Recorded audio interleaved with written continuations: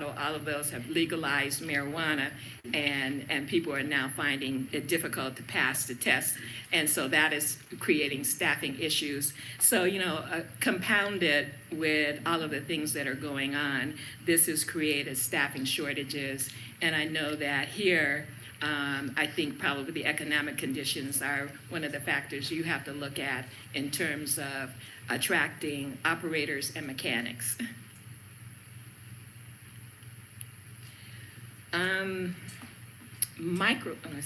Mobility as a service.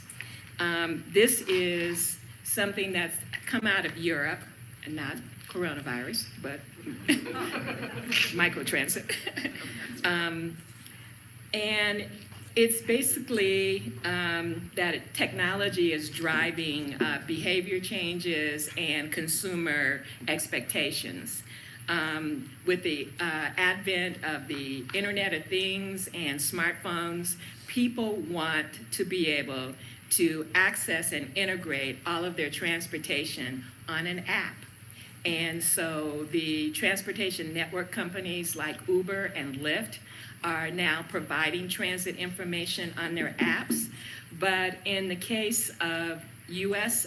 Public transportation properties, Dallas is kind of the leader here. Dallas Area Transit has developed an app that is responsive to mobility as a service, and they have put that app into service in Dallas, but they're now offering that to other transit agencies, and so they're selling it.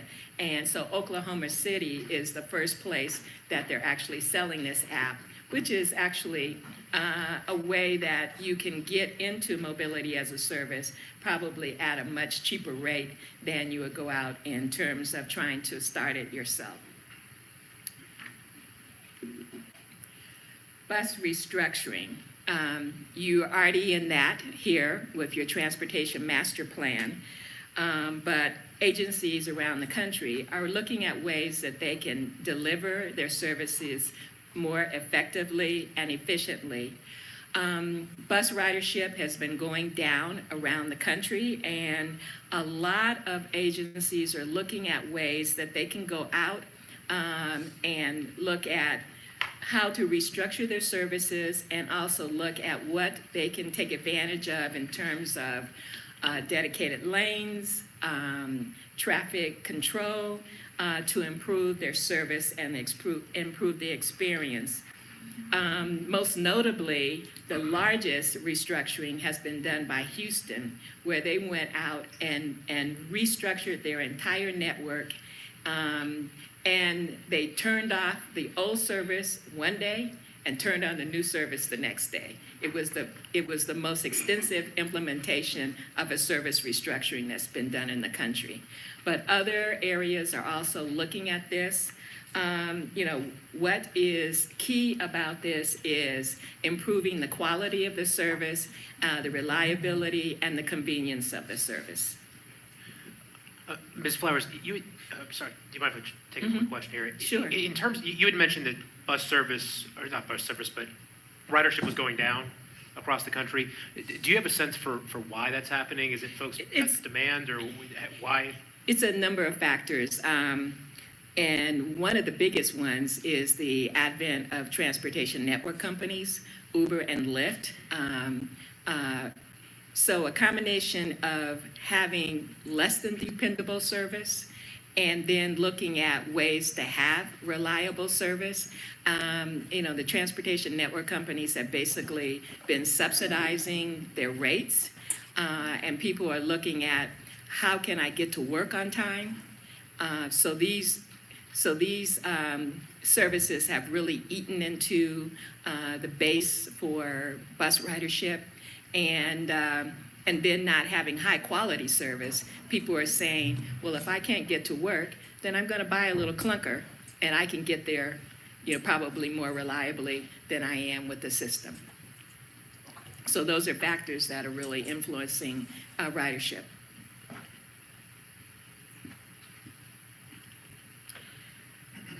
Microtransit is something that is being looked at as an option around the country. It's a really good option for improving the flexibility in low service areas. It's not like fixed route that's scheduled. It's demand responsive. It's being provided with smaller vehicles.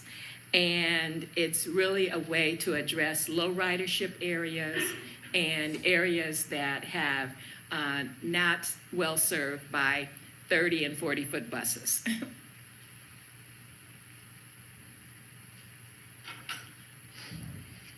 And we were talking about in your budget presentation, local funding options. By far, this is the biggest challenge for most agencies, not just here, what you're experiencing, but around the country. Everyone is having to cobble together the resources to ensure that they can provide capital and operating needs. And when I was in Charlotte, we basically had to cobble together our finances, even though we had a 0.5-cent dedicated sales tax. And so what you see around the country is that there are a lot of municipalities and transit agencies going after dedicated sales taxes for transit. There are sales tax initiatives that have been on the ballot around the country, some of them successful, some of them less than successful. And there are also recently millages that passed for increased property taxes. Michigan just had their, as part of the primary, millages passed in Kalamazoo and Saginaw, which were for dedicated funding for sales taxes. Dedicated funding for transit. And so, looking at those sources have been probably the most popular, but right now there are also several jurisdictions that are considering ride-hailing fees, and they are justifying that on the impact that the transportation networks companies have had on their bus ridership. And then other fees that have been looked at by jurisdictions are those that are related around tourism, hospitality fees, and rental car fees. And are we going to talk more about those in this presentation? I think as we go along and talk about your budget and the need. Okay. Yes. Yes. And so, I have up here other local funding sources, but the issue in North Carolina is what you have the legislative ability to do, which is probably limited to dedicated sales tax or property taxes. And the sales tax is by referendum only. Exactly. It's And by also referendum. only at the county level right now. And only at the Yes, you have to get their county approval to do it. Right, and because we do once in a while receive correspondence from people saying, why don't you put a fee on rental cars? Why don't you do, and obviously in these other cities, they have greater authority and flexibility to do different revenue. Or they've gone to growth. the state already for that. And their state actually helped them out with it. Yes. Mm-hmm.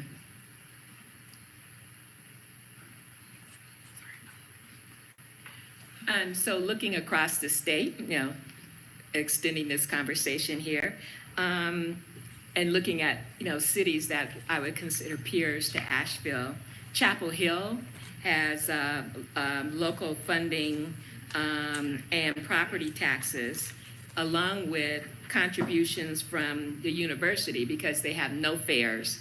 And so they've done their offset is coming from fees from the university to ensure that they can operate. And then they also have some funding from the town of Carborough. Greensboro is, I think, very similar to Asheville. They basically depend on the fare box and local contribution of the property tax to provide the support for services. And Piedmont, I think, is a good example of cobbling together all types of different revenue sources to provide those services. And so I got my sign in the back, you know. But so Piedmont has a rental car tax Yes.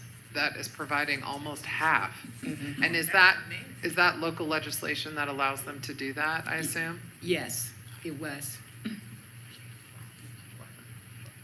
That's all that mystery. So, yeah, you know, and, you know, I didn't include Charlotte, which is basically getting most of its funding from Farebox and the half-cent sales tax, along with a little bit of money coming from advertising. And then in all of these cases, there's federal and state assistance. But federal assistance is actually very low. You get a lot of federal assistance if you have a capital project, not on an operating side.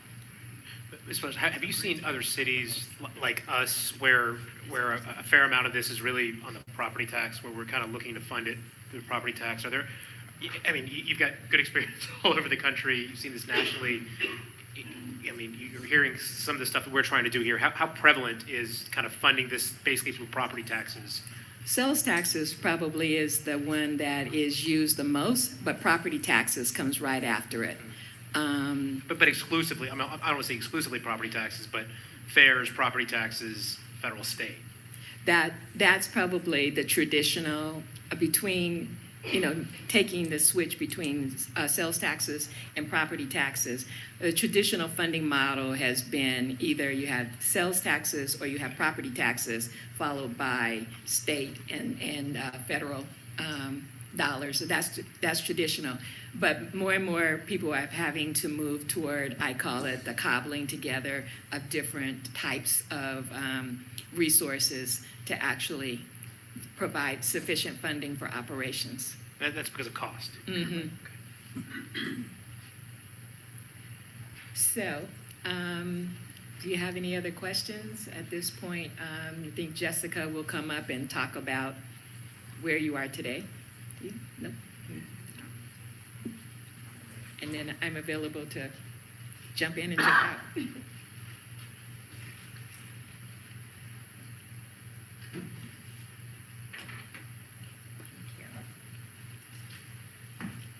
Good afternoon, Jessica Morris, Assistant Director of the Transportation Department.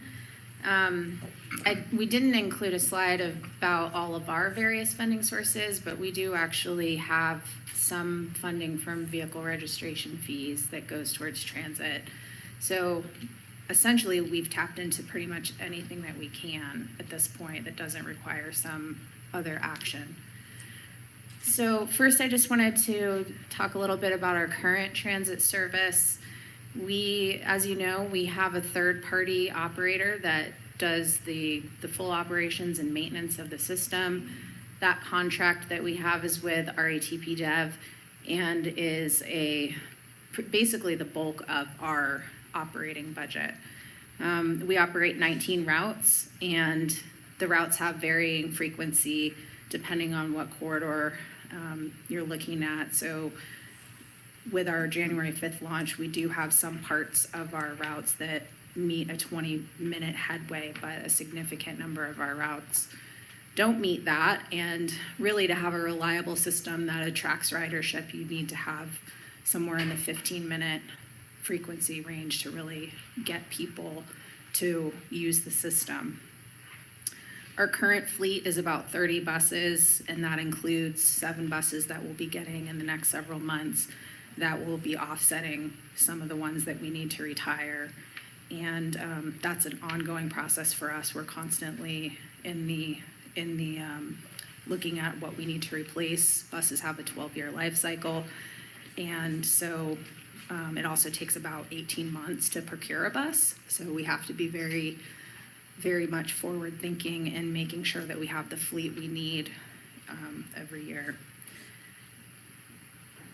So the first transit master plan was adopted in 2009, and after the city experienced a lot of growth, it became very apparent that the system was just not functioning very well. We had lots of missed trips, lots of on-time performance issues, and so it was necessary to update the transit master plan to reflect that growth that's occurred in the city. So in 2017, the city contracted with Tyndale Oliver to update the plan, and they did a significant amount of public engagement with riders, non-riders, and gathered together folks to come up with recommendations to improve the system. It's a 10-year plan, and it not only looked at the operational side, but it looked at the capital side as well.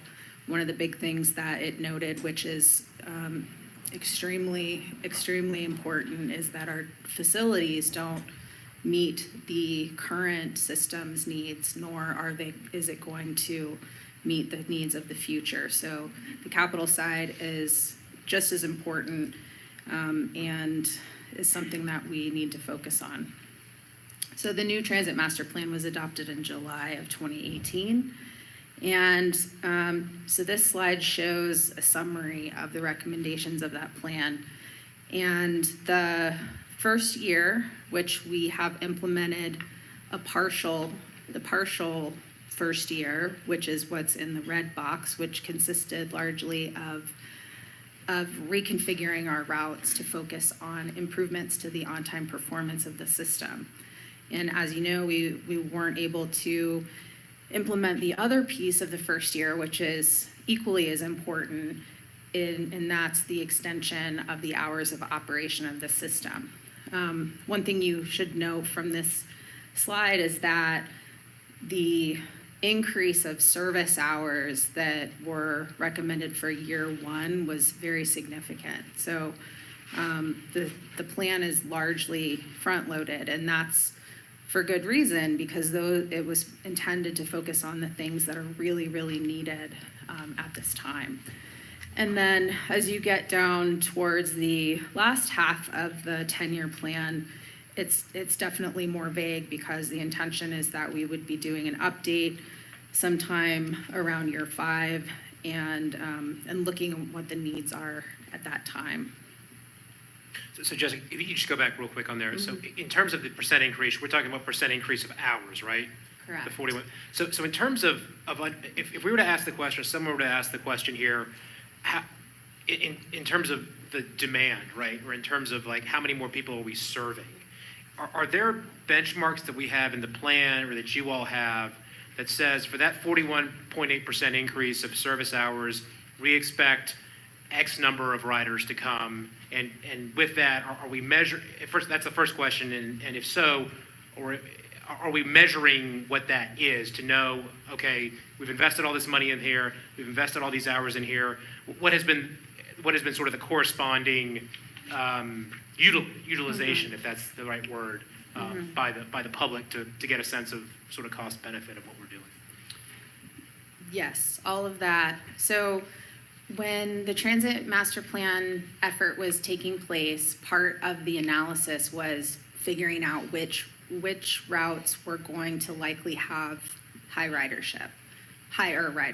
So the primary struggle that transit agencies have is having a balance between coverage, like going more places, or ridership, because they're not always one and the same. So this plan very much deals with that struggle of trying to provide as much coverage to the area as well as trying to focus on ridership. And so the analysis looks at, is this route likely to have more ridership based on how many jobs or residences are nearby, and incorporates that into the plan. And so going forward, we have the technology and the ability to look at route by route ridership, time of day, and see, did it meet the expectations from the plan?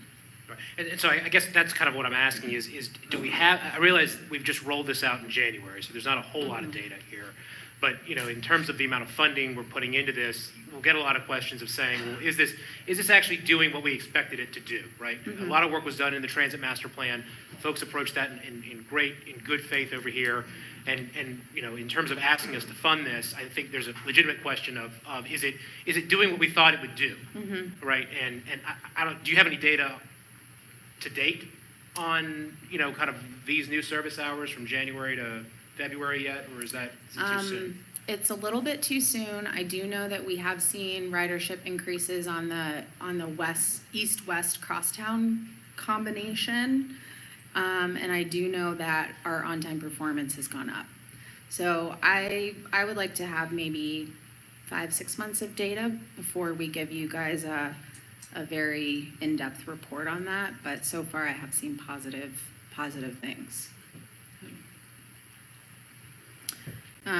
So just a recap of what we did do, January 5th, we launched a 25% increase to the service. Again, that focused on reconfiguring routes to improve our reliability. We added one route that was part of trying to balance the system and improve the reliability. All of that service increase in hours required us to have an additional 2 buses added to the fleet. And we did not, as I mentioned, we were not able to increase the service hours, the hours of operation. So right now, most of our routes return to the station about 9 o'clock or a little after 9, and we do have 5 routes that return to the station after 10. But the idea is to get that to much later, so a lot of our folks are able to get home after work. So we have seen an on-time performance increase, and it's been largely in the non-peak times. We've seen about a 10% increase to on-time performance since we launched in January, and that's overall. So we continue to look at the data, we're looking at each route, we're looking at each stop to see if we could maybe make some further improvements in on-time performance. But so far, we feel like we've seen a positive impact and have heard that much from our riders. We still have a lot of work to do, but we are on the right track as far as I can tell. So we just wanted to spend a little bit of time talking about the strengths and the challenges of the master plan. I think that the biggest strength of the plan is that it was truly developed with and by the transit riders. So there was a lot of feedback and input put into this plan to say this is what we need and why. And the primary focus is on making that service better for our riders. The recommendations in the first couple of years of the plan definitely represent the most pressing needs. And although the plan did look at a lot of recommendations for whether or not we should extend routes into the county, this kind of speaks to the coverage versus ridership balance. Is you could extend routes out farther, but they may not get as much ridership. So the plan in the first few years is really focused on the core of the city and serving the folks in the city. The challenges are largely financial, I would say. The plan was unconstrained, which means that the expenditures weren't matched to the expected revenues. And so the front loading of all of that service, which is more than a 50% increase in service, is a heavy lift if you don't have a dedicated funding source. So another thing that I think has been frustrating for riders and some of the community is that the plan was it was a 10-year plan that said in year 2021 we will do this, in 2022 we will do this, and it's very much like it set an expectation, I think, that in these specific years that the city would be able to do those improvements, and so that's been very challenging. I mentioned the need for our maintenance facility, and of course, as we grow, we're going to need more buses, and that wasn't really truly investigated as thoroughly in the master plan. And then it also didn't really talk about or include the cost of paratransit. So, as you know, when we improve or extend or add hours to our system, we have to do the same for paratransit, and that can be another large cost. This is information you've seen previously. So we had come to you guys in October or in October, you guys asked us to monitor our budget to see if we could implement the last half of the TMP this year. We went through a cost analysis that looked at all the various factors and variables that are included in that cost. And also we looked at where the overall transit budget is, and we were at the time in January $500,000 over budget, but now we're only $300,000 over budget, so that's a little bit better. But we essentially said at that time that we didn't have the funding in place to be able to implement the last part of the year one of the master plan, which if for a full year we estimate to be about $1.1 million. And that does include some technology upgrades that we really need to have in order to better implement the master plan. So the next couple of slides are meant to show the increased investment over the last several years. And most of our funding the primary sources of funding are very similar to other transit agencies, where we have fares, we have federal and state revenue. One of the differences is that we have parking revenue dedicated to transit here, which is something unique. And then of course the general fund, which is property taxes. So you can see from FY16 to now, we've had a pretty significant increase in investment, and that is largely coming from the general fund, because we haven't seen a big investment or a big increase in revenue from any of those other sources. So this graph is just adding on our proposed budget for FY21. And so just to annualize and include in our baseline what we launched in January, on January 5th, requires an additional $1.7 million to come from the general fund. And so you will see our investment grow by that much in our general fund up to about $6.8 million this year. So that's status quo service? This is current Yeah. service? Yeah, so this doesn't include any of the budget enhancements that we've requested. This just makes all the enhancements started this year annualized, but Correct. 12-month Mhm. funding. So extended hours would be an additional 1.1. Right.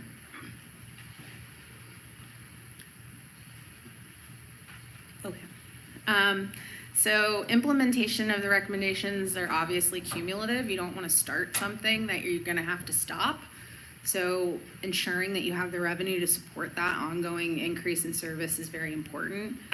The Transit Master Plan did lay out a budget that was, I think, is underestimated. It's difficult to estimate what the total cost of the 10-year plan is, but I think it's going to be, if it were implemented every year and there was maybe some growth in federal funds and fare revenue, then the general fund, if there aren't any other resources available, the general fund is going to be picking up essentially $150 million over the next 10 years.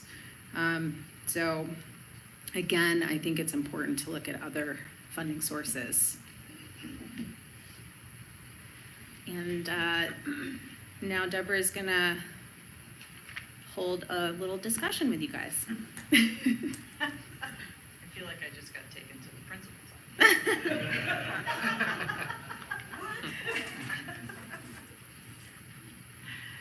So as you can see, we wanted to just kind of give you a historical context, as well as to provide you with the actual asks from the Transportation Department as it relates to transit. So we've got a base budget, which is about at 2.1 million. The additional services at 1.1 million. And again, that 2.1 includes the increases for paratransit, increases for fuel, and electricity costs, plus that annualized portion of the services that we added in January.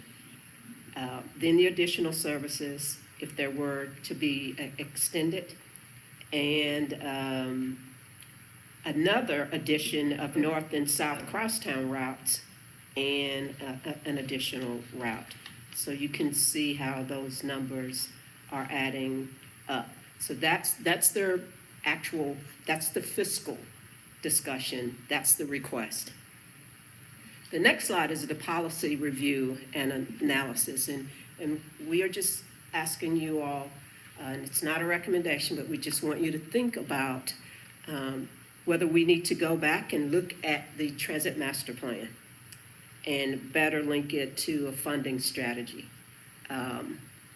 We are so dedicated to enhancing and trying to deliver what the transit master plan outlined, but we cannot do it being fiscally constrained as we are. We just can't do it. And we feel like that the ask of the community, the ask of us, if we are to implement as aggressively in terms of the transit master plan and meeting those deadlines, then something else has to give within our budget and within our services. So we would hope that you all would consider, maybe let us go back and look at or relook at that implementation section or schedule of the transit master plan. We want to go and look at the zero fare, the impacts, working with the community. Just Economics and others to look at what those options may be, because we know that there are lots of interests that have been expressed about that particular approach. Pursue additional non-general revenue fund, and this is kind of the funding options, looking at some other types of potential funding sources.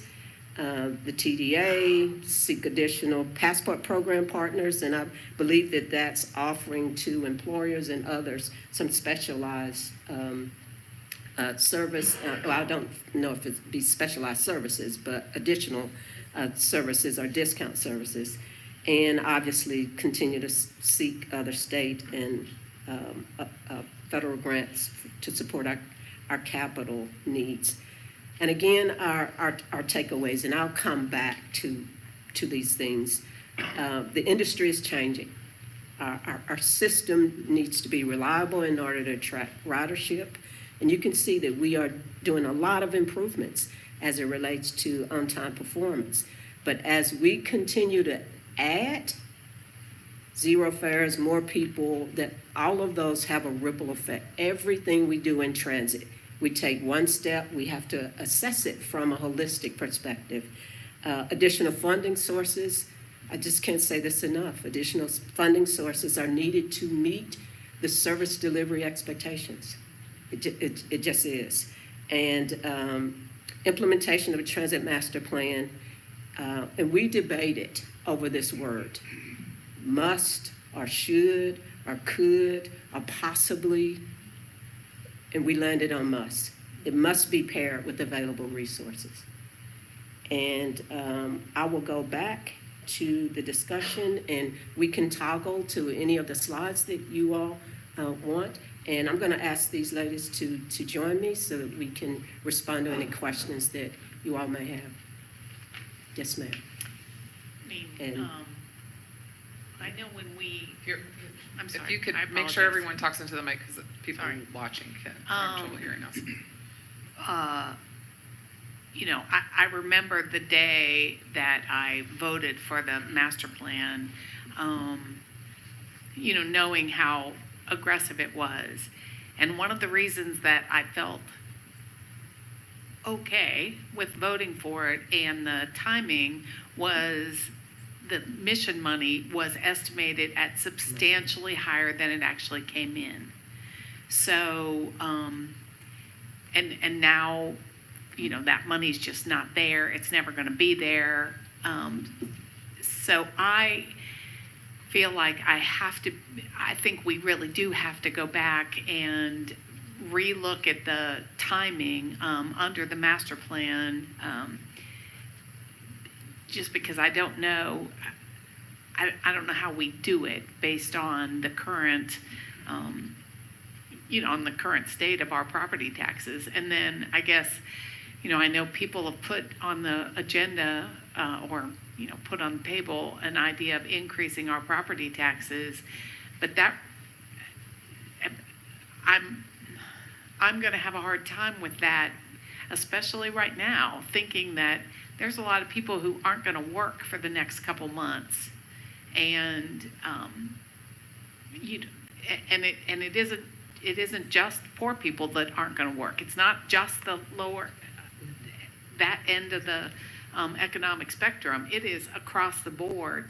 People are going to be struggling for the next months. I don't know. I don't think it's unrealistic to think that, this is going to be a 6 months effect. I mean, it's starting right now. And so, to think that, we'll just increase property taxes, especially in the current environment, just makes me nervous. And then, again, I guess I remember the day I voted for this, but I had a different set of economic reality that was sitting in front of me that just did not pan out. So that's my thought. So Deborah, in terms of this conversation here today and with the direction you're looking for from council, I'm hearing you say a couple of things. First is, could we ask you to go back and redo the transit master plan, not in terms of what our goals are in the master plan, but to align it with financial availability to implement the master plan. Resequence. That's what needs to be done. Don't we all need a little resequencing right now? So that's a good term.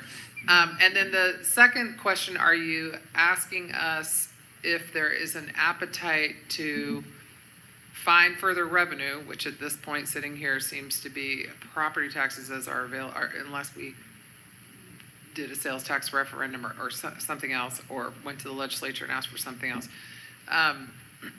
Whether there is an appetite to increase property taxes to implement something beyond what is already anticipated to be included in your budget. Yes, you're nodding your head. Yeah, that's it. Is there? So for me, yes, I would like to see the transit master plan resequenced. I think this has been a real struggle for us because our council has very much said that transit is our top priority. Absolutely. And we wanted to be really aggressive with the transit master plan, and we have a lot of advocates in our community that are helping support efforts around transit. And if we're going to continue to be held to our own timeline, which we can't meet financially and capacity-wise, that will be a frustrating experience. Mm-hmm. It will continue to be a frustrating experience for us and for transit riders and transit advocates. So I would appreciate doing that. As for the increase in property taxes to be as a consideration for this year, I'm right now not in favor of that. I've said before, one of my bigger picture concerns is whether we're going to need to do a bond, a general obligation bond, which would be a referendum question possibly this November, which would have an impact on property taxes for the next fiscal year. So that might put us in a position where we're looking at raising property taxes this year and next year. I don't feel comfortable doing that, given that all of a sudden we have a lot of uncertainty as well. But I also have always maintained some concern around folks' capacity to endure property taxes, just in general. I mean, it's an unfortunate thing that we're having to use property taxes as the primary revenue source for services like this, when we have other revenue flowing through this community that we can't capture to pay for services like this. And we actually also struggled over whether we should today make recommendations to you all, but we don't think that for this retreat, that should be our goal. We thought that we should bring you information, and we collectively receive input from you all.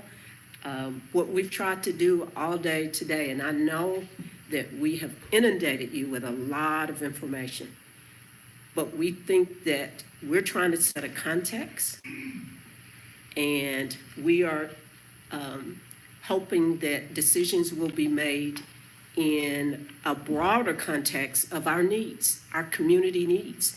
That yes, transit is your priority, but you will hear about sustainability. You have heard about equity and collaboration, equity and extending hours for summer youth and employment and business inclusion needs. There are lots of needs. And we're just trying to figure out proportionally with the existing revenue that we have, how do we address these needs? And where should we put our focus and our emphasis over the next several months as we get ready to prepare a manager's recommended budget? So not surprisingly, I'm going to come down in a different place on this than Esther and Gwen. I think, and I'm glad you went back to this slide because I do think there are revenue options here that we haven't fully explored. So I'll start with the TDA.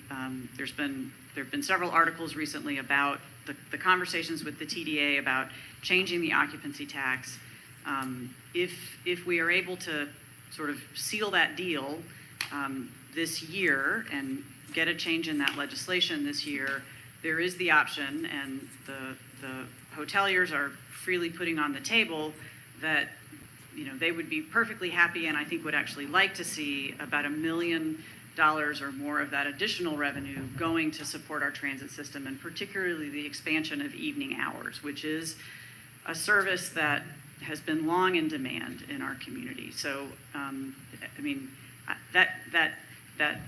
So you're looking at the potential change in the room tax legislation Yes. to fund the extended hours. Yes, Well, that's a different question. Yeah, I mean. Well, right, so yeah. my point is, before we start looking at sequencing the transit master plan, I think we need to spend a little bit more time on the revenue side because that could dramatically impact.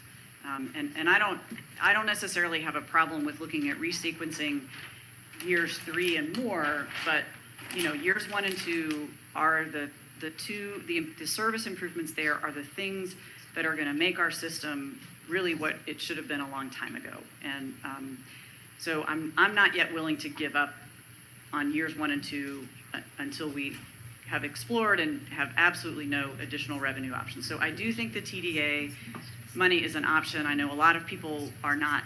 The trick will be the timing, for at least for this next year. Yeah, but again, the legislature is supposed to come into session in April, and we would know if that bill gets passed By July. by July. We will know that. And I know a lot of people are not happy about the conversations that are on the table and want it, my view is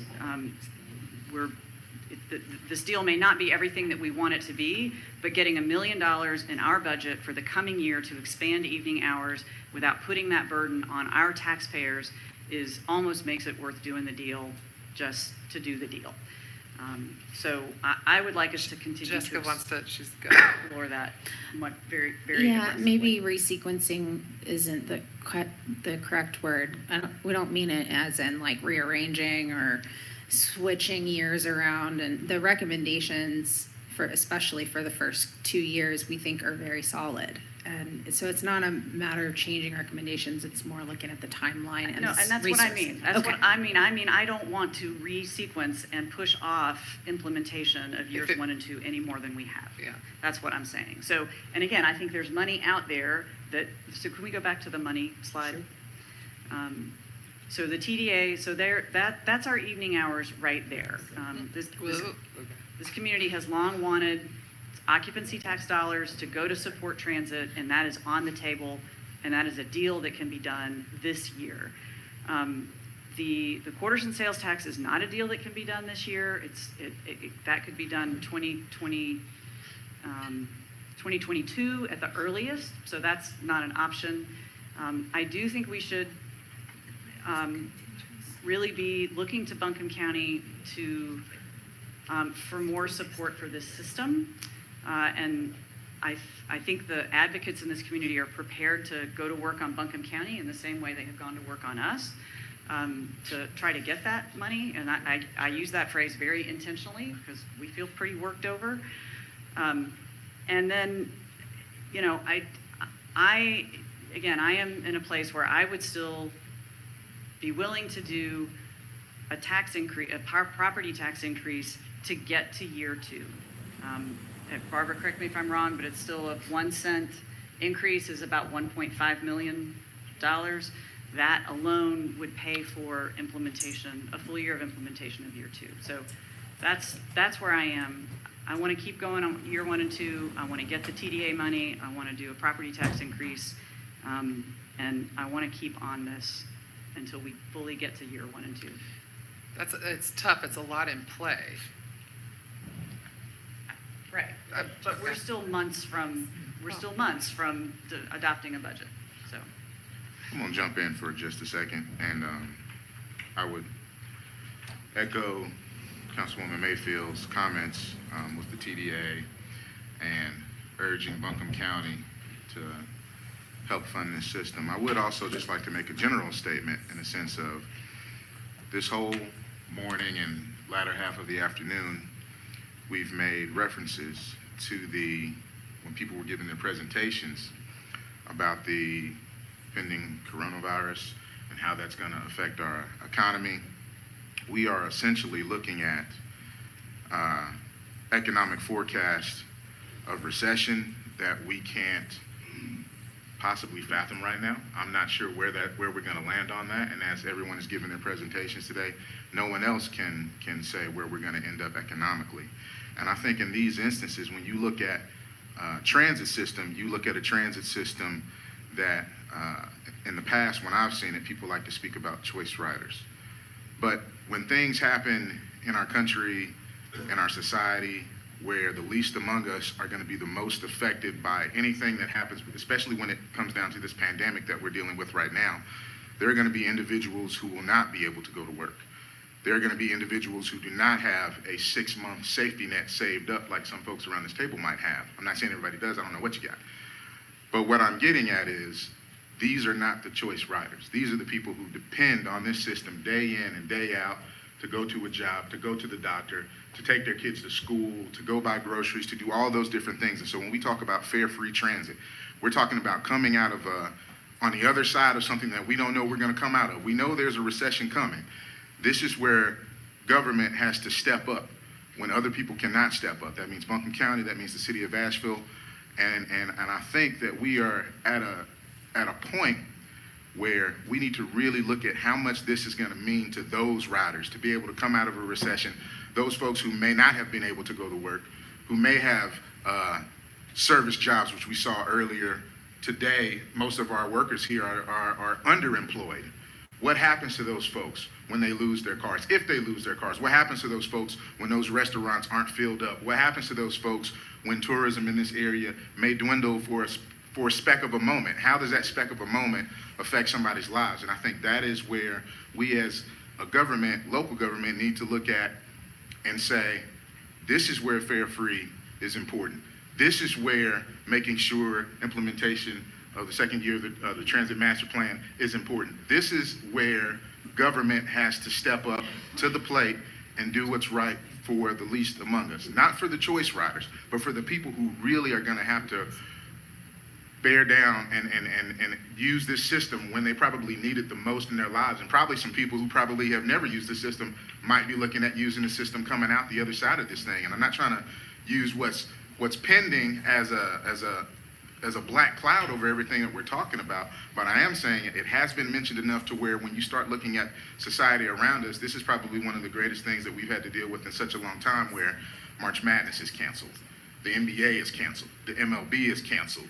The court system just got shut down. Schools are probably going to be shut down. Jobs are probably going to be shut down. And so when you look at where we're going, we can't look at all of this in a sense of business as usual. We have to look at how this is going to affect the rest of our society. So that's my general statement.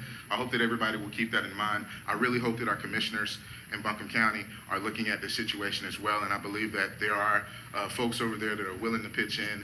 And so hopefully we can get through this. But I think we need to look at this in a more holistic way as it pertains to where we're at in this current snapshot in time in our local government and across our country as far as how this pending economic downturn is going to affect us all. Yeah. So do you mind just jumping to slide 24? Just jumping back over here on slide 24. 'Cause, I mean, I think it's important, just as we're putting, and I completely agree with Councilmember Young in terms of making sure that we're thinking of all of this in terms of the context. I think this for me, in terms of the presentation, is a slide I think that all of us should just take a moment to let sink in and absorb. There's no question that thanks to a lot of the folks around this table, transit has been a priority of this council, and it hasn't just been a vocal priority. There's been a funding backing to that in order to get where we are today, which has been substantial increases in hours, and that a lot of folks who, not me, but a lot of folks here and in the community have put a lot of time into thinking about and doing. If we look between those last two bars, right, fiscal year 2020, which is where we are today, 10.2 million, the original, and the fiscal 21 budget of just the status quo, that's $2 million on a $10.2 million budget. That's a 19.6% increase, which is a huge amount percentage-wise for a very significant line item in the city's budget. And so I think in terms of understanding the investment that the city is putting in, putting $2 million on a $2 million additional in a $10.2 million line item is not something you can just do very easily. And going back to the initial question that Deborah was asking us, I am in support of trying to figure out, look, how can we fund this? I want the transit master plan funded. I really, really do. I think everybody in this room does. But in order, doing that in 2 years, given good economic conditions, even without the coronavirus, right? Even if we had looked at this a month ago, these numbers would have been the same, and I think you all would have been in the same position that you are now. My hope is that when Julie gets to the state senate, she'll be able to work some magic there. My hope is that the Buncombe County Commissioners will step up and that we'll find a dedicated sales tax here to be able to fund it. But just looking at the numbers and really trying to be objective with people and just being straight up with them, to me, it's incredibly, it is nearly impossible for me to see how this gets funded through the general fund at what people's current expectations are. And unless we're being honest and straight with folks about how, the reality of what we can actually do here, I think we're doing them a disservice. And to Esther's point, it's just going to lead to a lot of frustration, continued frustration. So that's where I sit on this. Here we go. Yep. Please. I led out with zero fares, but your current budget assumptions are not zero fare. Right. So that would be probably about another $1 million that you need to add to that 1.7 million that has to be funded. Yeah, that is something I think that's probably acutely aware to everybody around So the table. if you do zero. Right, and I think Commissioner Newman, he can't, let me speak into the mic, and I think Commissioner Newman, he can't speak for the entire Buncombe County Board of Commissioners, but he has definitely stepped up and said that that would be something that he would advocate for the county, putting that money into our transit system.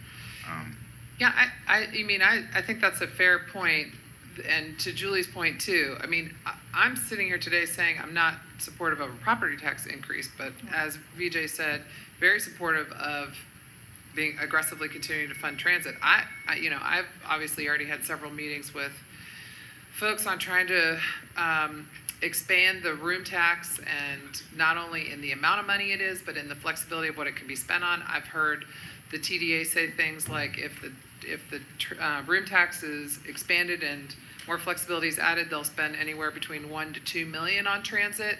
I've heard the county say they would spend $1 million, but they want it to be on zero fare transit specifically. I mean, I'm willing to go continue in the trenches and keep up the talks and try to get us all the way to the finish line for this next year for sure. And you know, we want a recurring. You know, that's the other issue. We want a recurring commitment because I don't want to expand a couple million to $3 million, and then next year we're holding the bag. So I think, for lack of a better term that was mentioned by Ms. Flowers, is trying to cobble together funding for the transit system. And I think there's going to be, we may differ on how that's going to be done. I'm of the of the thought that, you know, I think the 3-cent property tax increase helps it, and it's $4.5 million in its totality for a plethora of services in the city, but also I believe 2.2 million for transit itself, and that's reoccurring, along with the $1 million that may come from the Buncombe County Board of Commissioners for fare free, along with the change in the TDA money. So that's, I think we have to look at all, even if we don't want to, I think we have to look at every single bit of what we've got to actually, again, cobble together something that's going to be beneficial for our transit system and everybody here. So I hope that everybody remains open to all ideas that are on the table and move forward in the best possible way that's going to help us in the long run. The one thing that I wouldn't want to do is kick the can so far down the road to where it doesn't become a part of the conversation in the long run with future councils because they don't feel obligated to it. I would like to. I definitely want to see extended hours and the funding of the transit, year 2 of the transit master plan happen as scheduled. And I will support whatever it takes for us to get there. I would absolutely love to see the TDA money come on board, even more and more of it. But if it takes a 3-cent property tax increase to get us where we're going, then I would support that as well. And, you know, we're going to talk about resiliency next, but this is really kind of restating a lot of what Keith said is, you know, a robust transit system is, in my mind, a fundamental piece of a resilient community. When people can't afford to drive their own cars, when people still have to get to work, this is a transit system is the thing that's going to allow that to happen. It's just something that we don't have right now, and it's something that we have to get to. And years 1 and 2 are going to get us so far down the road that I don't think to adopt a phrase that we have heard a lot. I don't think those two pieces can wait anymore. Our discussion around the master plan is 3 through 7. 3 through 10. The rest of the 7 years. Year 3 through 10. Years yeah. 3, right? Interpret it. And we just don't want the same type of community unrest, the community feeling as though we have betrayed them because we didn't do what we said we were going to do in year 3, 4, 5, 6, and 7. That's why we are asking for, can we go back, relook at this, and then try to bring this into a more fiscally constrained or fiscal lens for the rest of the implementation of the transit master plan. Would you all be able to play with these funding scenarios to present to us? Sure. If the what ifs, if we had X, if we had Y, sure, we could do that. Absolutely. The cobbled resources. That's our new word. Right? And let me just say one more thing on fare free. You know, we're sort of talking about sort of going from 0 to 60 on fare free. In other words, you know, fares to no fares all at once. The transit master plan called on us to do some fare free trials. Study, yeah. And so can we do that later this year instead of just kind of going all in all at once? Yeah, so the transit master plan actually recommended 2 things. It recommended we do a fare-free trial on weekends, and it recommended that we should consider raising fares, which I don't want to do that. So, and we can come up with a trial plan. However, I don't know that weekend trials would really tell us what the impact is.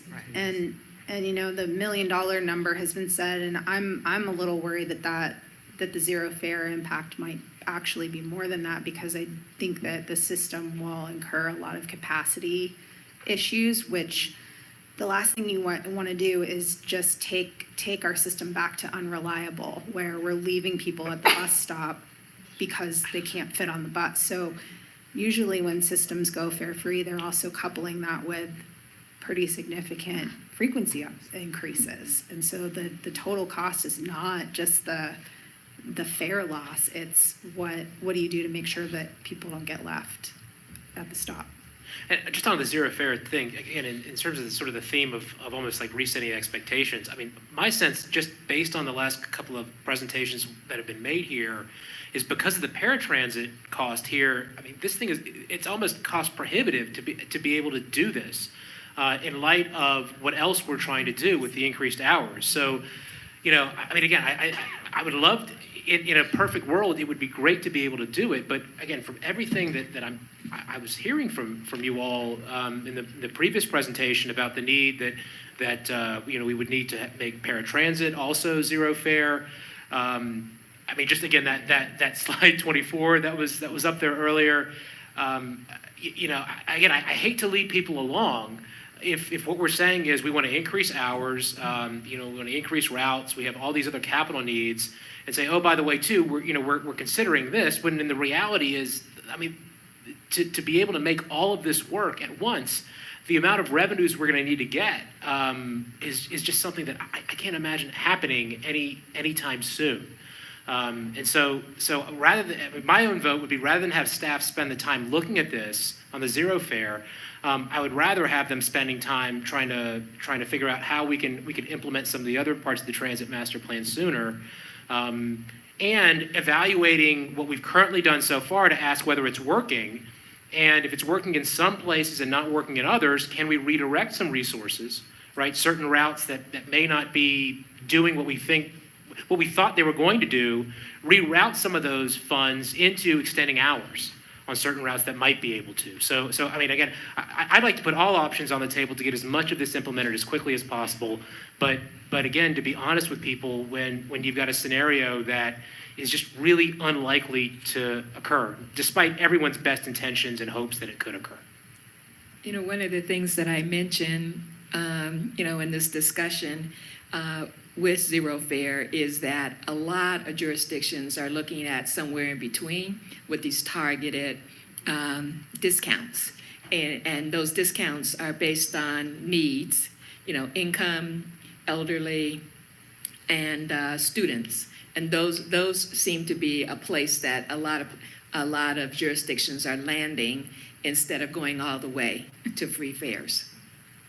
Don't we already have that? We already have discount fares for Right, we have a 50% discount fare, but 50 or 15? 50%. Yes, but there's opportunity to look at that to see if it could be deeper, and that's something that we've talked with Just Economics about exploring.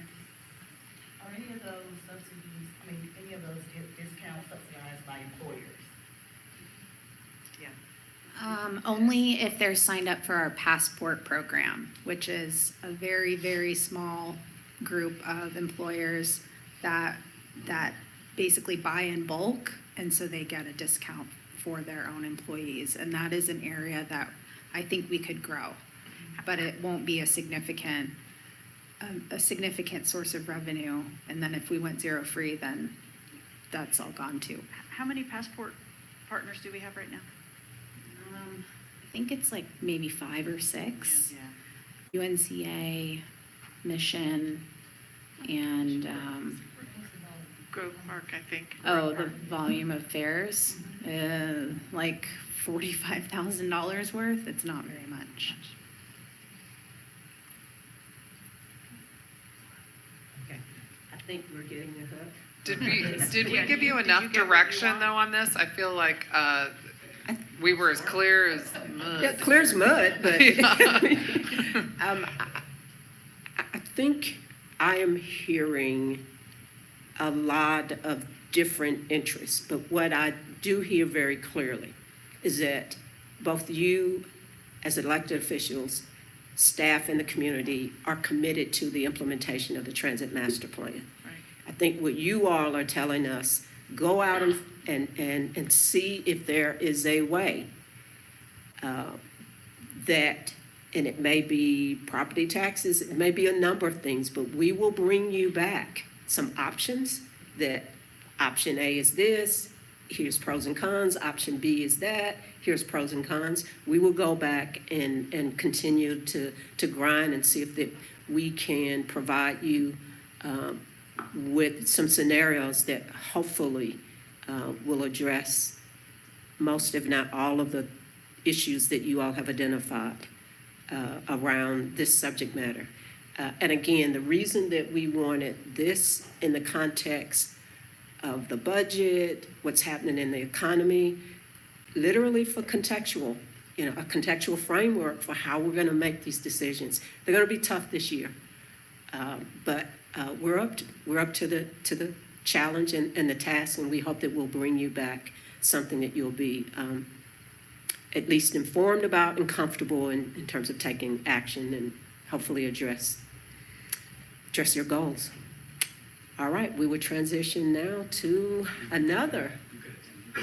You've got a 10-minute break. Excellent.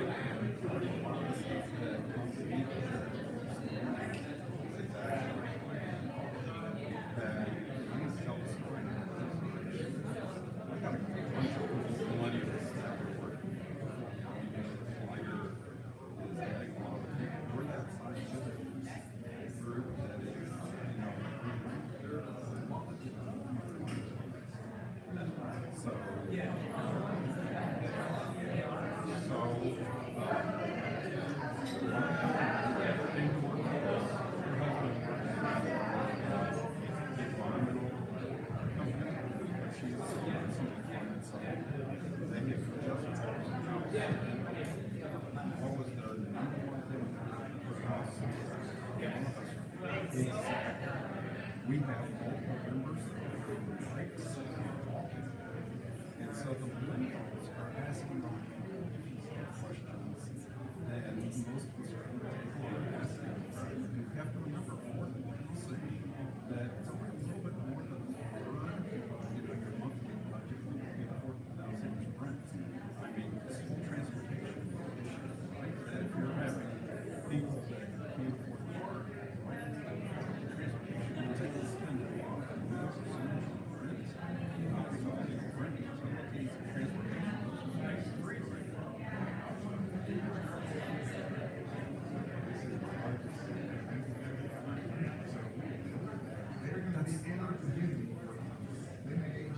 Yeah, well, exactly, but they're the ones that are investing in the city of Asheville. They're not the ones investing out in Kansas and the other places.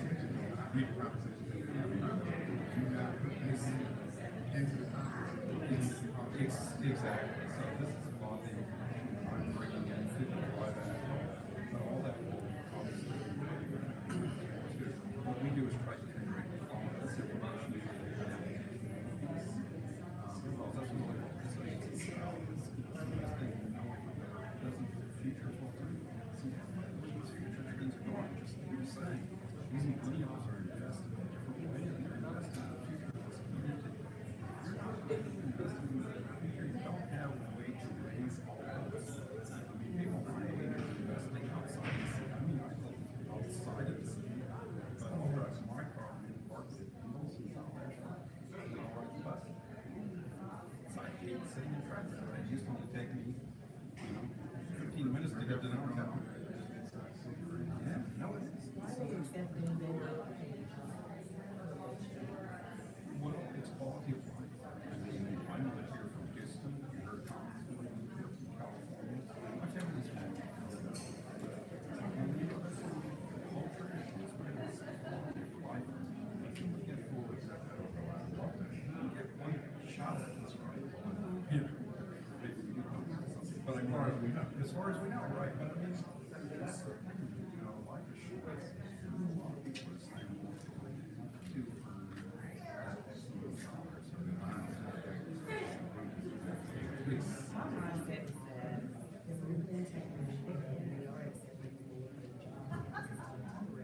Because they really come, they really come here to create jobs. They come here on the track, they come in here with that mindset, they're innovators, so they'll take a job just to. Well, just one. Oh, that would be nice. Well, but your efforts have led to the quality of society.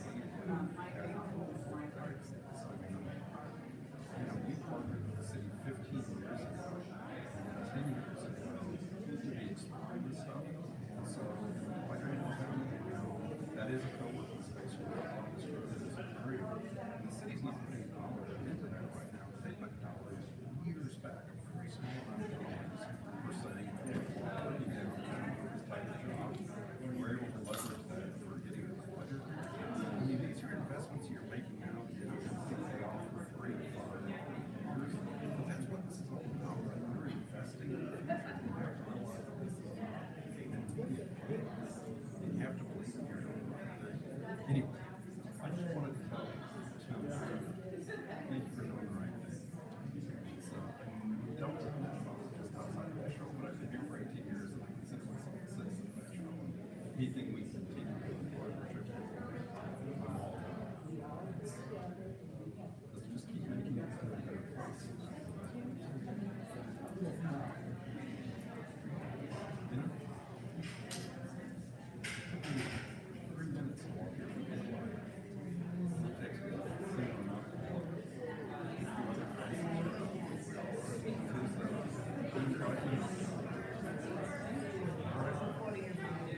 thank you.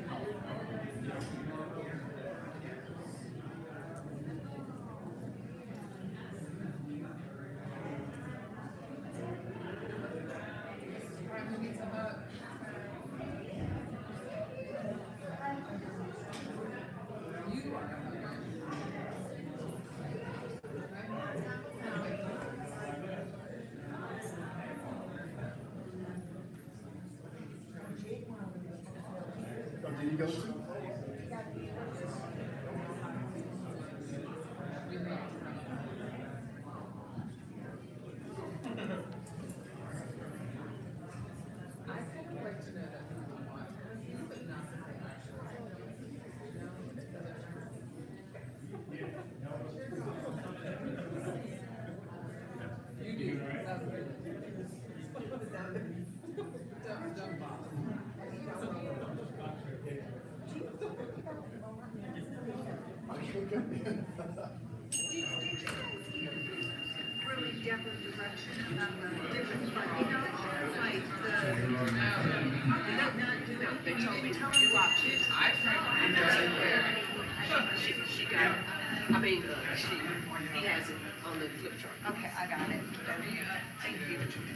We must sign up to sustainability. Look at you.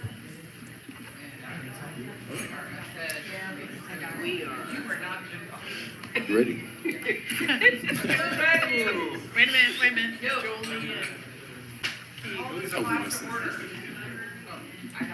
minute. Wait, Julie, wait. She's over there on the phone. She's not interested. Exactly, she's leaving us anyway. Okay, yeah, oh, hold on here. She doesn't know anything about sustainability.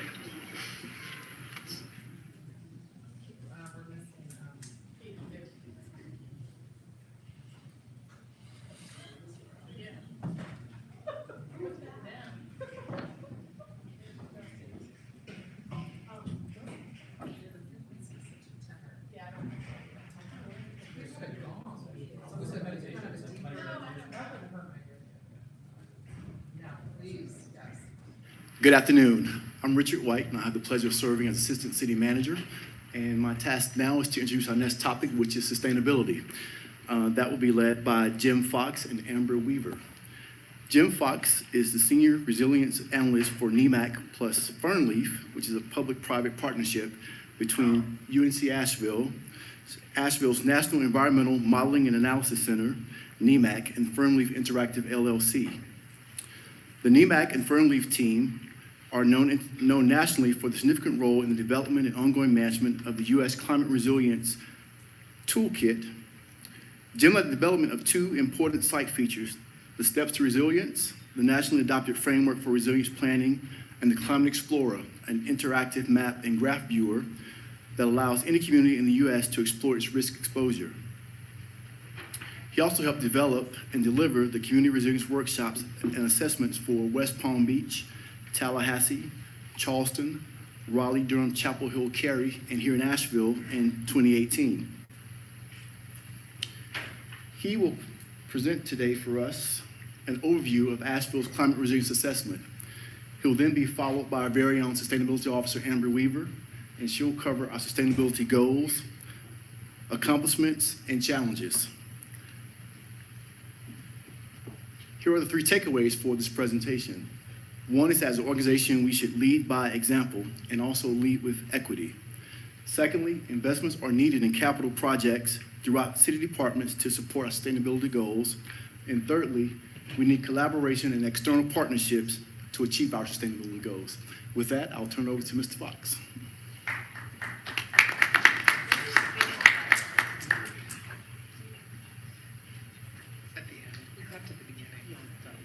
I'm going to stay on this slide to begin with because the third bullet is really important and a great big thank you. 15 years ago, Kathy Ball asked me to be part of the city's flood damage reduction task force. We just started an applied research group at the university called NEMAC. That was foundational work that then led to a whole series of next steps with the city in partnership. Multi-hazard risk tool, Chief Burnett, still in use today, and is actually used by local realtors to help people know what the risks are to their own houses throughout the city and county. We had a partnership with the city and opened up the first community engagement site downtown when downtown wasn't really thriving very much, and opened up across from the newspaper to bring more business downtown. Through support from the city, we opened the Collider downtown.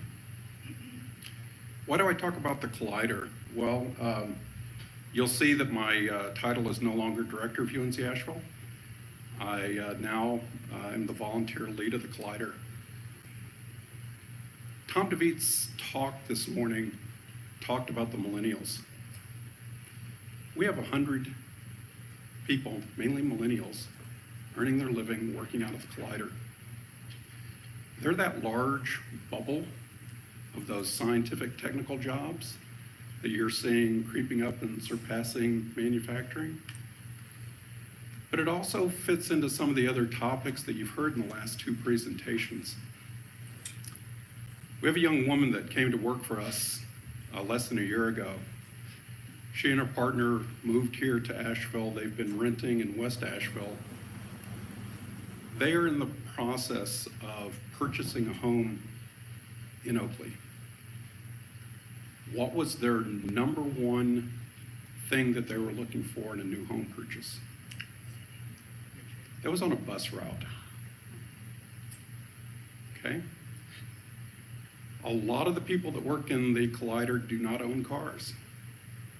They get to work by bicycle, by bus, or they walk.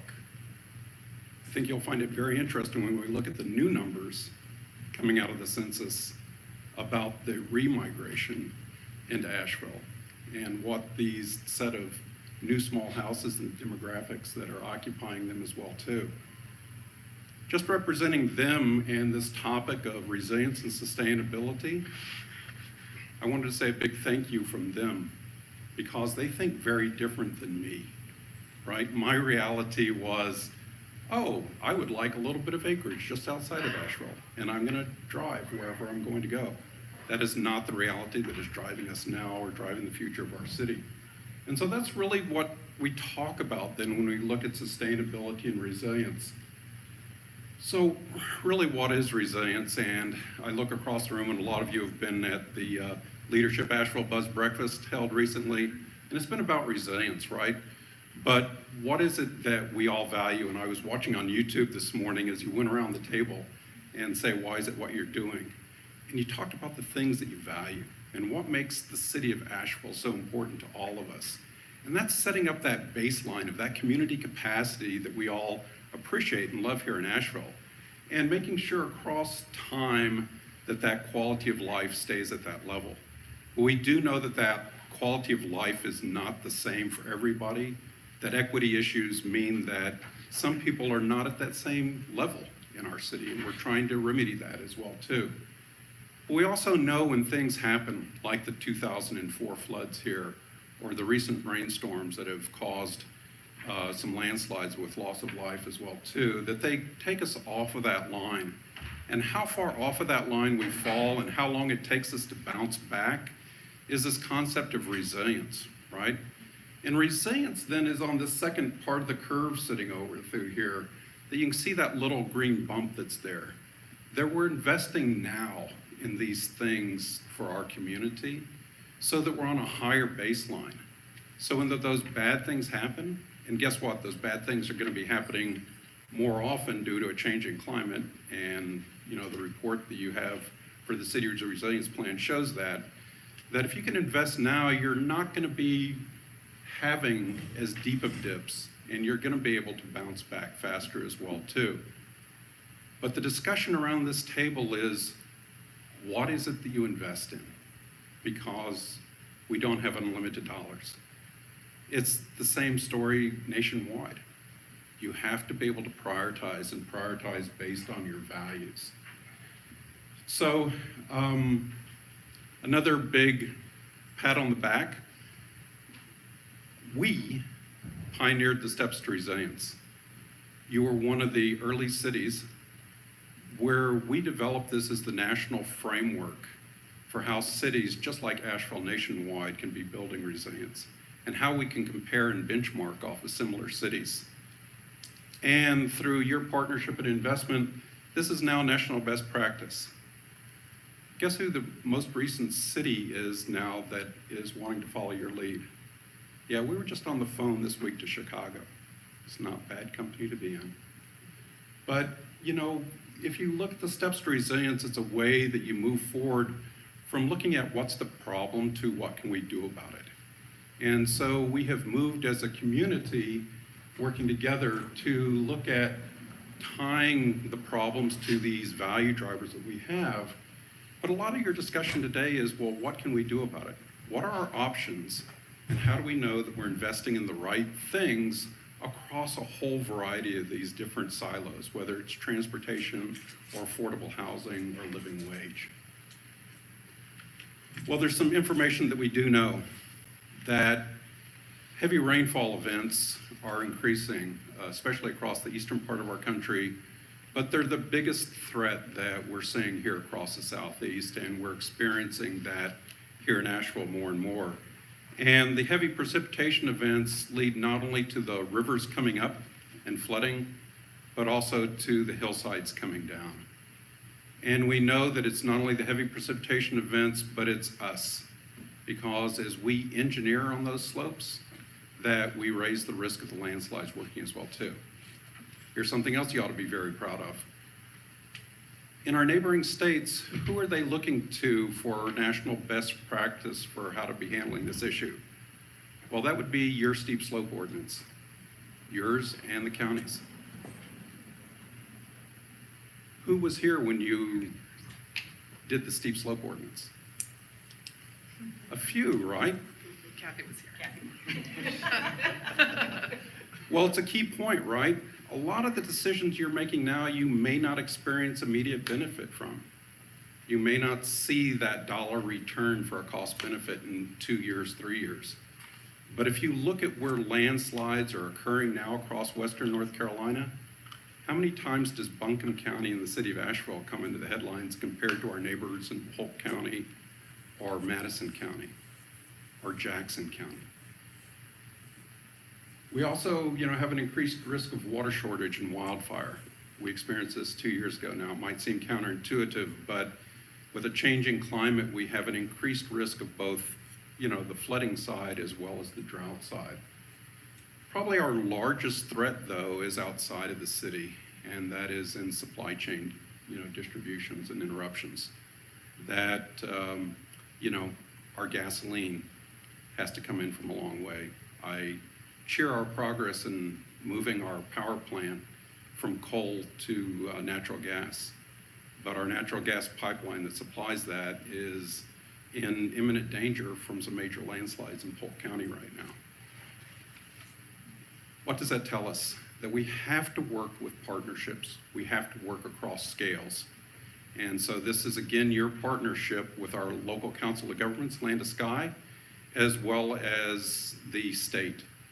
And so again, the city's resilience plan is forming the backbone of the new state resilience plan that is responding to Governor Cooper's Executive Order 80. Your plan is forming the foundation for how the state plan is coming out, which is also following the steps to resilience. Well, why should I care? Well, I've just pulled up one graphic from the report sitting through here. And there's probably one of these topics, whether it's commercial property or residential property or community services or roads and mobility, that you might care about. And if you read the numbers in the box, that's the number of parcels and the percentages of those parcels that are exposed. This is the emergency manager's view of, do we have a problem? But if you look at the colored bar here as well too, that the darker the colored bar is, that the bigger the vulnerability and risk. And so realize that when we look at some big issues for our city, our businesses and our roads are some of the largest vulnerability and risk that we have to be working with. Well, why does that matter? Well, remember Tom's slide from this morning? Who works in the city of Asheville? Most of the people that don't live here, right? And here are some issues about, the economy as well, too. There might be some ideas of, ways to monetize some of that relationship in some of the budget shortfall that you're looking at as well, too. Well, when we look at it, you can look at properties and infrastructure, but the other really key part is us. right, is the socially vulnerable in our community. And there is a variety of ways that you need to look at this issue. And there's 16 different social vulnerability metrics that are included in your report. But I'm just showing for key parts of the city, where are families living below the poverty line or unemployment the highest? Or families that, are participating in food stamps, SNAP benefits, or who rely on public transportation. Where do they live? And then as you start looking at flooding or landslides or wildfire, where are those same people impacted? And so this map then combines when you start looking at food locations and flooding, and then the socially vulnerable populations, that you can see that there's some real key areas that really start jumping out along through here of areas that, we need to be concentrating some of our efforts in.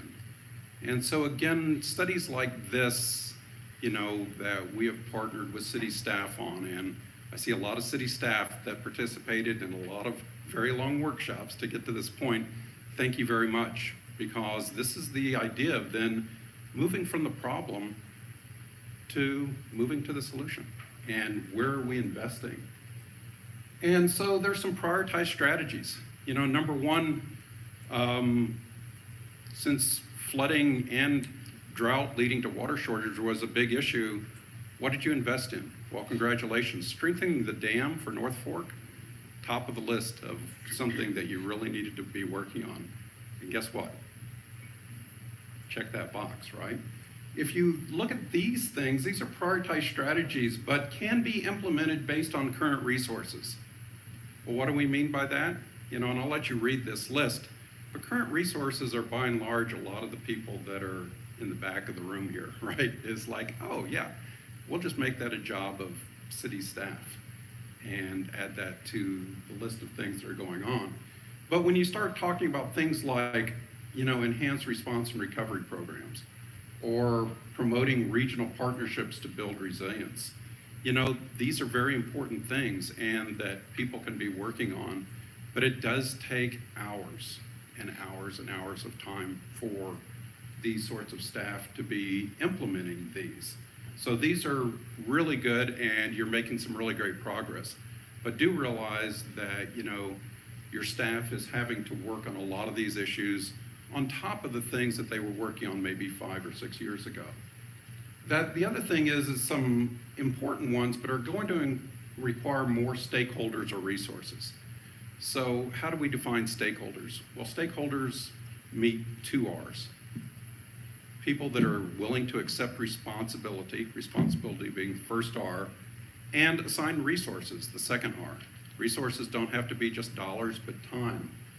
And so, here are some of the things that, you've been hearing, I'm sure, across the past 2 or 3 years now from city staff about the stormwater infrastructure system, the Unified Development Ordinance, continuing to build further capacity into the water supply. But the fourth one is, again, important because a lot of the supply chain interruptions are outside the city limits. You have to be working with regional partners to be able to address that. And with that being some of your largest vulnerability and risk, those regional partnerships are really critical to be performing on. And these are some, active ones. We've talked about the North Fork Dam, the floodplain and slope ordinances, proactive fire programs and codes. This has been really, really good. When we had the high fire danger a couple of years ago, a lot of fires, the devastating ones in Tennessee, but also in Western North Carolina, we were actually much better prepared for that. And Chief Burnett, thanks for your work with the regional people as well too, because that's what it takes to handle those things. And then the emergency management planning. Well, in the introduction, I did want to be looking at best practices. What we've pioneered here, we've created local jobs from. I started with that. We have 18 people now earning a very good salary just in NEMAC Fernleaf. We have 100 people in the Collider. But we've been working with these set of cities across the Southeast, and we can be looking at, what's going on there. And those cities are like the city of Asheville. They're moving beyond, why should I care, to what can we do about it? And what you can see that is happening is to really implement this action, they're adding manpower. Tallahassee, has hired a chief resilience officer and 3 staff. West Palm Beach, their sustainability officer has now 4 staff. Charleston has a chief resilience officer and a chief sustainability officer, and they're getting ready to hire multiple ones as well too. That a lot of these things to be building resilience are really manpower cost and not only the capital improvement project cost as well too that you're going to be hearing about. So with that, I thank you very much for your time and very happy to answer a few questions before turning it over to Amber. So one question, you were talking about the manpower. What are they doing when they hire them, these folks? Like what are those folks doing day to day, the resiliency officers? So the city of Charleston is probably the one at the top of the list right now. The chief resilience officer is out actually working with community partners, just like here in North Carolina, that if you've got road problems, lack of access or issues, those are things that you don't control as a city. Most of our roads are controlled by the North Carolina Department of Transportation. And the only way to get the road projects prioritized is to work through your Council of Governments, Land of Sky. They're the ones that prioritize regional transportation. And then it has to go up and be worked with the State Department of Transportation. There's a lot of effort there. If you're gonna get funding from either FEMA or the Army Corps, Kathy, I know it's not your job now, but how many hours did the engineering staff work on integrating just with those 2 federal entities to be able to get that type of funding? There's a lot of working to be able to get the funds that are necessary to prioritize project as well as to fund those projects.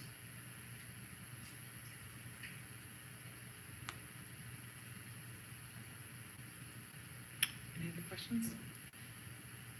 Yep. Okay. All right, I Thank left you. all the questions for you, Amber. Okay,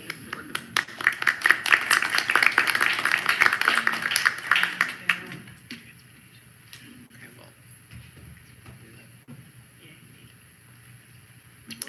Thank you for having me today. Amber Weaver, City's Office of Sustainability. And thank you to Jim Fox. It's been a real pleasure being able to work with you over the years and to work in the space of resiliency and thinking about how our sustainability work has continued to impact our climate. And so now's the time to really be thinking about frontline community members and how we want to build a more resilient Asheville. So where did it all begin? In 2009, the City Council adopted a sustainability management plan. And the sustainability management plan really highlighted focus areas to be working in. And these focus areas we continue to work in. There are also areas that still have a lot of opportunity as well. Those are public buildings, transportation, water, solid waste, land use, and education. And I wanted to also highlight some of the more recent accomplishments of the office and kind of talk about how we're working on sustainability across all city departments, as well as some of these external goals that we've adopted as well, and the work that's being done in those arenas. When we think about building efficiency investments, we have maximized LEED, LED lighting upgrades. It's been an opportunity to work with our utility and take advantages of some of the programs they offer, and it has yielded some cost savings for the city. Under renewable energy investments, I'd like to point out a lot of the work that's been done around our solar site feasibility assessments, really looking at our buildings and determining, are they feasible for solar? And not just are they turned in the right direction, but do they have the capacity to hold renewables? Here in Asheville, as you probably already know, because of our mountainous region, there's not the opportunity to have a lot of land mounts. Most of them are going to be on top of our buildings. I'm pretty excited. There've been a lot of opportunity working with the county, which has been extremely helpful and just really great to be able to have our goals aligned and be working on it together, pulling resources and really thinking about this, not on our own, but also with our partner, Buncombe County. We'll see in the upcoming months aggregated RFP going out for 10 of Asheville's rooftops for our buildings. Reiterating some of the work and highlighting the work of our work with NEMAC and talking about our climate resilience assessment. Our climate resilience assessment has been such a great tool. It's really nice to look out across departments and see how it's being utilized. The climate resilience assessment was adopted as part of the comprehensive plan. So when we go and think about how we want to move the comprehensive plan forward, when we're talking about implementing other policies and practices within other departments, we have this guiding document that lets us know what type of climate threats we're facing and options on building resilience. So just a really great document. It's also a difficult document to comprehend sometimes, right? If you're not into the science and you weren't there to participate and resilience might be a new buzzword for you, then it's kind of difficult to wrap your head around that. And so we created a climate resilience resource guide for our community members. It's going to be, and wow, what a better example than COVID-19 right now. When we think about building resilience in our communities, we need to be thinking about what we all can do. And so the Climate Resilience Resource Guide gives our community members tools to help build resilience on their own personal properties so that collectively we're a more resilient Asheville. I'd like to highlight a lot of the work that's been going on when we're talking about sustainability with community members, whether it's commercial, industrial, nonprofits. We have focused a lot of our work over the last couple of years with the Energy Innovation Task Force, which is now the Blue Horizons Project Community Council, allowing a group of our constituents and those that care deeply about a lot of our sustainability issues, the arena to be able to come and work collectively on how we want to address next steps when it comes to climate justice initiatives, renewable energy goals, and continuing to think along the lines of reducing greenhouse gas emissions for the city at large.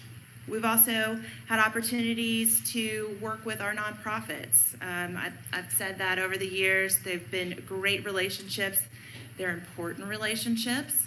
These are the relationships that allow the city to do the work in the community, and it supports our community nonprofits as well. We've had some success with weatherization programs, our edible maintenance plans, our Asheville Edibles program, and our work with waste reduction and composting. And then highlighting some of the needs of some of the accomplishments and discussion around how we want to move recycling forward. We were able to bring recycling to our housing community members, and that still requires a lot of great work and education as well. In the same education it requires for all of our community members to make sure we're recycling right and recycling correctly, especially in today's times of the recycling markets. And then fleet, our renewable energy goals, as well as the sustainability management plan, highlights the need to be looking at our fleet and how we want to move our fleet forward. Really proud of the electric buses we have and the work around looking at hybrid vehicles and electric vehicles and how we'd like to electrify our fleet in the future. I kept this slide in here. I think it's a really important slide. These are our accomplishments. This is who we are as a city. This is what we've said is important to us. And I think it tells the story of who we are as the city of Asheville and how we care about not just the environment, but our community members and the goals we'd like to set and where we want to see us going. I wanted to show you kind of some of the work that's being done and the goals that we have in place for them. The Climate Justice Initiative was adopted with a goal of 2020, renewable energy by 2030, waste reduction by 2035, and that's 50% waste reduction for waste. I highlighted the community-wide 100% renewable energy goal. That goal is in support of Buncombe County, but the goal is also a part of the Climate Emergency Declaration, which moves that goal up to 2030 if state regulations and funding is available. And our 4% carbon reduction goal by 2050. This is, we don't get to talk about this as much, I guess, because of all the efforts around renewable energy, but this is a very important goal. This feeds into how we become a renewable municipality. Much of this hangs on what our efforts are around reducing carbon. And it also is what's helping to hopefully reduce some of the effects of climate change. Just to kind of give you an idea of how the office works and how some of the adopted resolutions have fallen into either the municipal organization or the community. So you can see the carbon reduction goal is specifically around municipal operations, looking at our building and our fleet and our commute, our employee commute, renewable energy, and climate resilience assessment. And then externally, a lot of the goals that are external facing for our community members and the way we work with our community falls with waste reduction, climate resilience, again, 100% renewable energy goal for community, and climate emergency and food policy.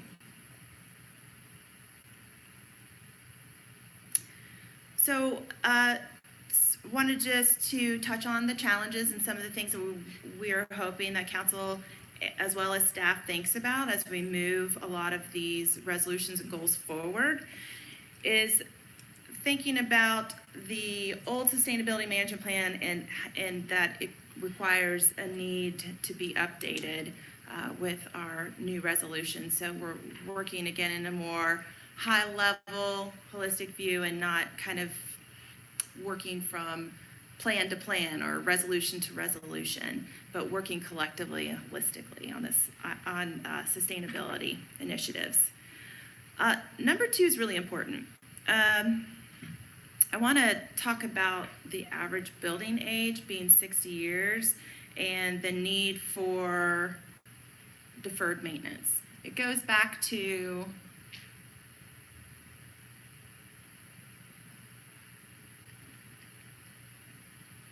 our carbon reduction goal. It's important that we continue to work on carbon reduction, and we're thinking about buildings and the health of buildings and the efficiency of buildings before we can get to 100% renewable. If you have a leaky building, you're not going to put renewables on it, and we have to keep that in mind, and I'll talk a little bit more about why. And lastly, we have a waste reduction goal that has been affected by the global recycling industry. You heard earlier from Tony that there will need to be a new contract in the future, and that potentially could look quite different than what we have today. All right, thinking about carbon reduction again and the needs to focus on deferred maintenance.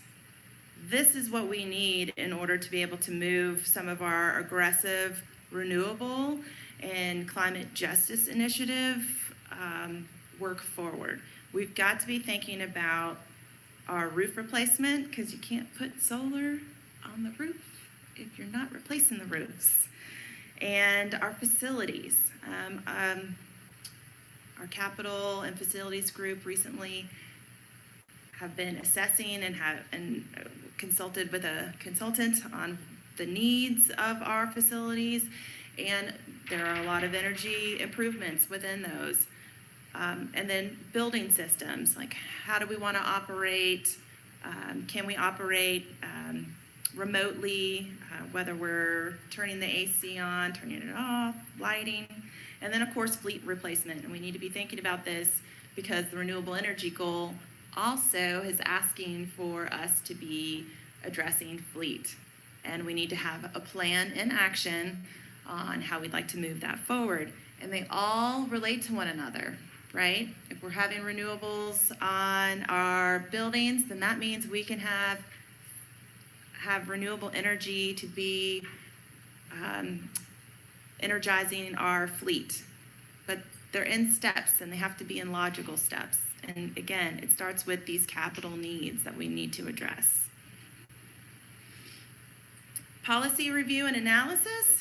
A lot of what we discussed, interested in kind of having a holistic plan. Many of our neighboring cities and cities across the nation are combining a lot of their goals and plans into a climate action plan. We also have the climate justice declaration that was adopted as well that we'll want to fold that in. Budget requests, we work with Taylor and team to think about how we want to talk about capital and capital needs, and thinking of them through the sustainability lens as well as the equity lens. And a lot of what our needs are do fall into sustainability, but when we're talking about sustainability and how sustainability is a value that's embedded across the organization, and the needs of becoming a more resilient, renewable city really falls in a lot of other departments as well. And so I wanted to highlight the capital needs again, and this is just a couple here. I wanted to narrow down the focus a lot to roof replacements because, again, renewables can't happen unless we have these roof replacements and building systems. We need to make sure that we have a healthy building system that's energy efficient. And then, of course, again, highlighting the sanitation division. I think for the last several years, we've talked to council about the needs there. And so those needs are also, you'll find them also in the FY21 requests. Richard went over the takeaways. I'm going to leave them here just to reiterate. We are trying to lead by example. You heard from Jim Fox that we are leading by example. We want to continue to do that, and we just need to, there are a lot of opportunities that we've identified to do that. And we're proud of leading by example, and Councilwoman Mayfield has been has done necessary work around leading by example and also opening up the space for external partnerships that not only help our municipal operations, but citywide when we're thinking about sustainability and resiliency. And with that, I'll hand it over to Deborah. Thank you.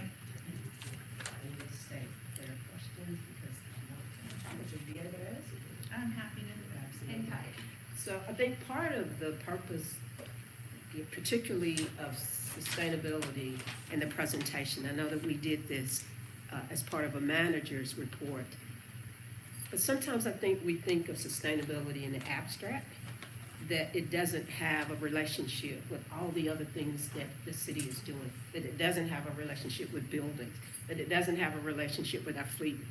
So hopefully we were able to kind of make that overall connection. And I believe, Gwen, you had a question. Yeah, just, so we've got the Green Savings Fund. Yes. How does that work relative to when departments implement sustainability efforts? What? Yes, I was just saying, You know what I I'm know your asking. question because you've asked it a couple times, and it's something that we're working on. So, thank So you for. maybe you can ask the question so that everybody other than you and I know what I'm asking. Yes, thank you. So, I believe Councilwoman Vice Mayor Whistler is talking about when we do these energy efficiency projects and there are cost savings, are they being rolled into the Green Revolving Fund? And some of those cost savings are much more difficult to identify, right? Our buildings don't stay the same, and our energy bills don't stay the same. So many times, if you've done an LED lighting upgrade, for example, and you've saved some thousands of dollars, but we added 5 new people into City Hall and reconfigured a couple offices and added phone lines and computers, etc., then a lot of times you don't see those savings, so it's been very difficult. However, with that thought in mind, and it has not left me since you asked that question a couple years ago, there is an opportunity around renewables to continue to add to the Green Revolving Fund. Or, sorry, Tony. Tony's like, don't call it a fund. That's not what it means. But our green savings. And so we have some meetings scheduled with our CFO and others to talk about that, because that's because bringing on renewables also brings on like operation and maintenance questions and who's going to be in charge of contracts, all the little nitty-gritty things. But what it does do is give you a set amount of electricity that you will no longer be utilizing from the utility. So we're hoping that that will be able to feed into the Green Revolving Fund as well. I will tell you that the projects that we're doing an RFP on, our 10 rooftops, will utilize the Green Revolving savings and zero out that fund. I'll just stay here. It'll zero out that fund unless we give you more money, right? Yes. So talk about how is it going to zero out that fund? What do you mean by We're that? going to utilize that money to help put in the first 10 solar projects on our city buildings.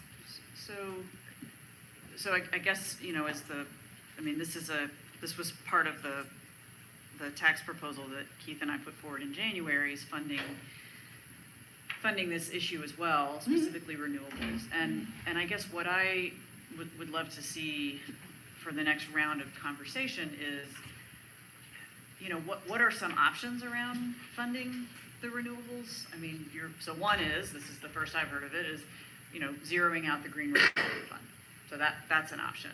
And then, you know, another would be if we did a 0.5 cent or a 1 cent property tax increase that brought in how much, you know, 1.5 million. What could that get us if we use that money to increase our debt capacity? What could that money get us if we just straight bought solar with that money? And So- just for renewables? Just for You're renewables. asking? Sure. Yeah. And I would also say that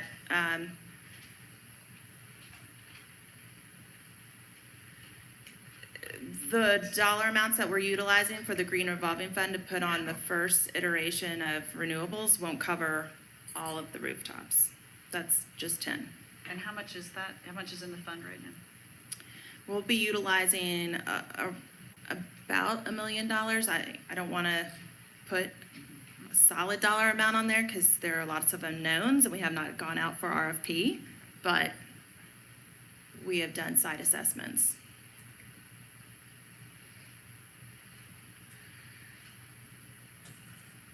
Any other? Well, I'll just ask, I mean, that's what I would love to see as the next step in this conversation. Does anybody else want to see some funding options around renewables other than using our Green Revolving Fund? And I would also say again, like, renewables are dependent on the roof replacement fund. So wrap it all. So really what, if you wanted to do, are you saying that then it would be your recommendation that if the council wanted to explore funding for this, that we would begin with the roof replacement? I think that's what I'm hearing. And I don't know that, I don't know, do all of those roofs need to be replaced, or just some of them, or? Anyway, just wrap it all together, I Yeah. guess is the point. We can get that information for you. There are many that need replacement. There are many that are not load bearing. They're unable to take the load on. So there's a lot of changes. And so I think that goes back to the questions around like deferred maintenance and the health of a building. And is it best to have a new building that's energy efficient and solar ready, or energy efficient and comes with solar? I That sounds think- like we need some sort of comprehensive recommendation then, instead of just sort of like ad hoc sitting here going, let's pick a community center. You know, I mean, that's a bigger question. Do you recommend, you know, going through our inventory and seeing what needs a new roof, but it wouldn't cost that much to do the roof and then add solar, versus we'd have to actually change it structurally, which would be much more expensive, versus is it worth improving the structure at all and Right. building a new? I mean, do you know the answer to all those Yes, questions? so the sitting ones here? that we've selected, we did just that. And we work with the capital team as well as budget during CIP to figure out which buildings are viable for renewables. But we But can't you, come but you up with didn't a list. identify, we don't have the funding, you've identified the projects. So you have a recommendation for the to-do list, Mhm, but yeah, not, but it absolutely. would require identifying funding. Mhm. Yeah, Mhm. I see the funding. And just to follow up on that, that funding can that be acquired through a bond? Is that something that we would have the ability to do? Or are these types of projects things that you wouldn't necessarily wrap into a bond? I think we could, as long as it's, yeah, it's a capital asset. Tony's nodding, you're saying yes? Yeah.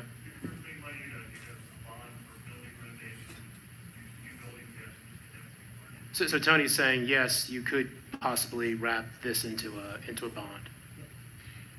And then there's also, as you just said, if we do renewables, that should bring down our energy costs, right? I mean, how much do we spend on energy every year? Do you have that off the top of your head? Oh, anybody? Does Tony?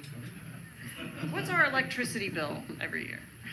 I don't want to take a stab in the Okay, Yeah, I well, don't- but the I don't point wanna is take a that stab would in come down. So there would be savings there that could be used, you know, to help pay the debt on that, to help invest in other projects. Right, that goes back to Gwen's question that she's had for us over the years is there an ability to capture those savings and continue to utilize them for sustainability initiatives? And yes, that is the case, and we can do that. So I heard two of us say that we were interested in that larger financial analysis. Do you I'm need? definitely interested. Okay. Do you, is that enough? Do you have, Is two enough? well, I think Keith just said. Yeah, yes. I'm definitely interested. And so if Julie's including me on that, I think part of that funding, you are including me? I was not. Okay, good. Yes. Oh, okay, yeah. So there's four. Good. Okay, so I would say that, so what I would say this is with respect to kind of where I'm looking at this is, would love to see this somehow wrapped into any opportunities to draw down some of our deferred maintenance funding through a bond. So that's kind of I'm going to be a little more narrow and specific in terms of kind of where my head is at the moment. But I would love to be able to see a win-win of being able to address some of those, bring down our energy costs, you know, and fund it in a responsible way. If there was a desire to run a general obligation bond referendum, I guess I'm not asking you guys to wait till they're ready.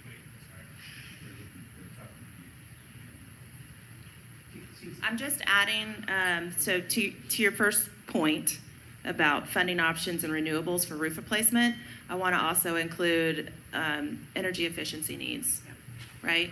Because that's, again, First step. to put renewables on a very leaky building that has old windows Makes no sense. and old HVAC system is not, Well, and we would be How looking we wanna spend our to money. staff to give us a recommendation about how to prioritize those improvements. You know, I think it's very popular to say right now, let's just go put solar panels on everything, problem solved. But we would be depending on you all to come to us and say, we wouldn't recommend doing that with this structure. We would Right. recommend first the low-hanging fruit of changing the windows or whatever. You know, I am interested in the bond concept as well, so that we can get kind of the most bang for our buck, and doing the deferred maintenance and coupling it with with the renewable component. My understanding is we still have time to put something like that on the November ballot, November 2020 ballot, if we wanted to put it to voters to vote for a bond referendum and package this, which would necessitate a property tax increase if it were to be approved in the following year. So, you know, I think it's interesting with this council, we have a lot of consensus around these initiatives, and that's not the challenge. It's where we're getting into this discussion is around how do we fund this stuff? How fast do you do this? I think that this pay-as-you-go format is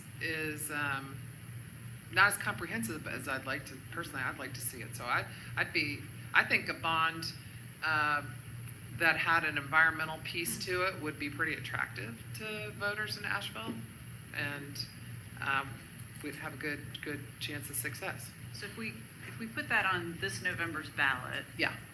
we couldn't budget to spend the money until the fiscal year 22 budget. Is that Right. correct? 22 or 20? 21. 21.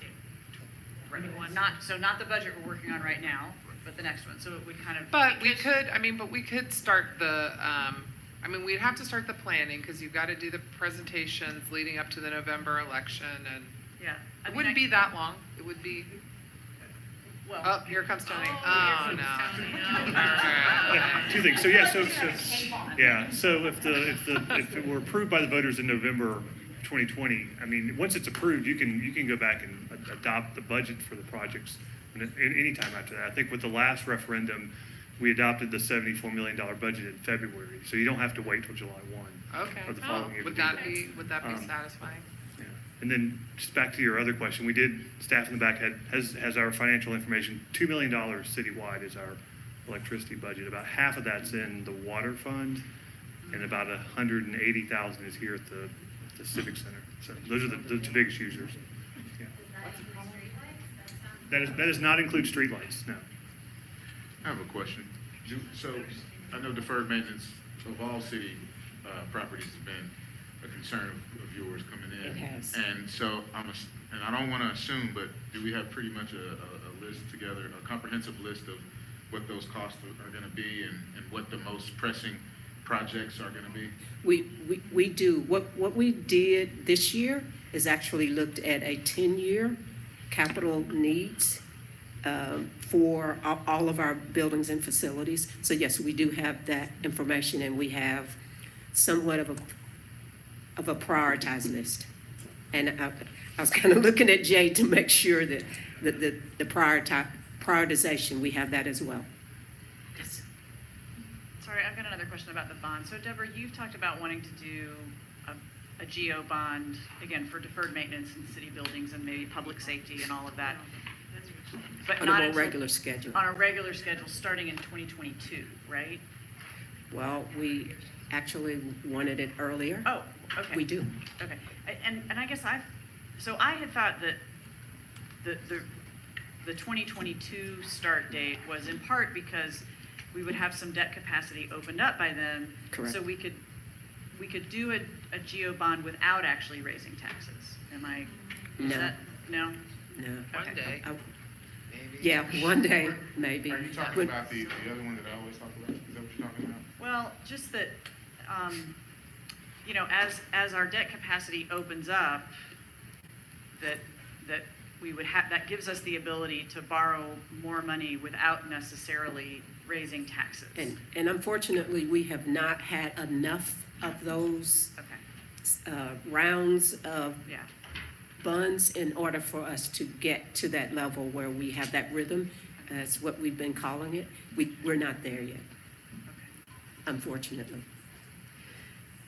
So I have another question about sustainability. Yes, ma'am. And that is related to urban forestry.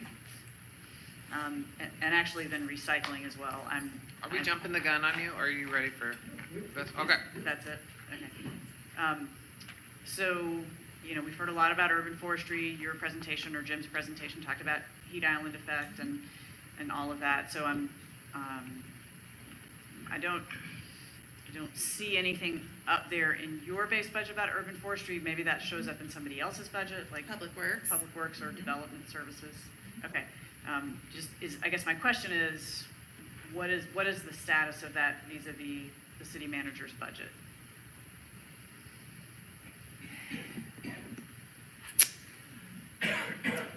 We believe that with the hopeful adoption of the regulations around tree preservation and the tree ordinance, that is a huge step in terms of preservation.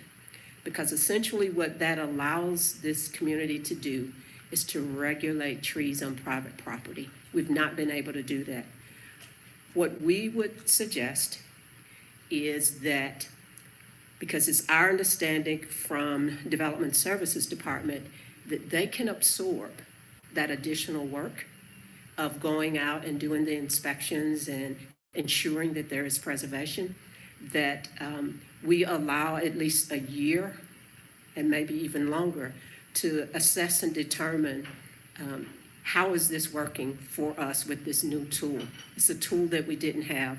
Hopefully it's one that you all will adopt, and then we can measure progress and we can measure impact on our tree canopy and preservation of trees. So at this point, you're not planning to include anything for an urban forest or the master plan? Okay, just want to be clear about that. Unless I'm told otherwise. So not surprisingly, I'm interested in that. We'll put that on the table. My other question is, I feel like we are headed for an enormous.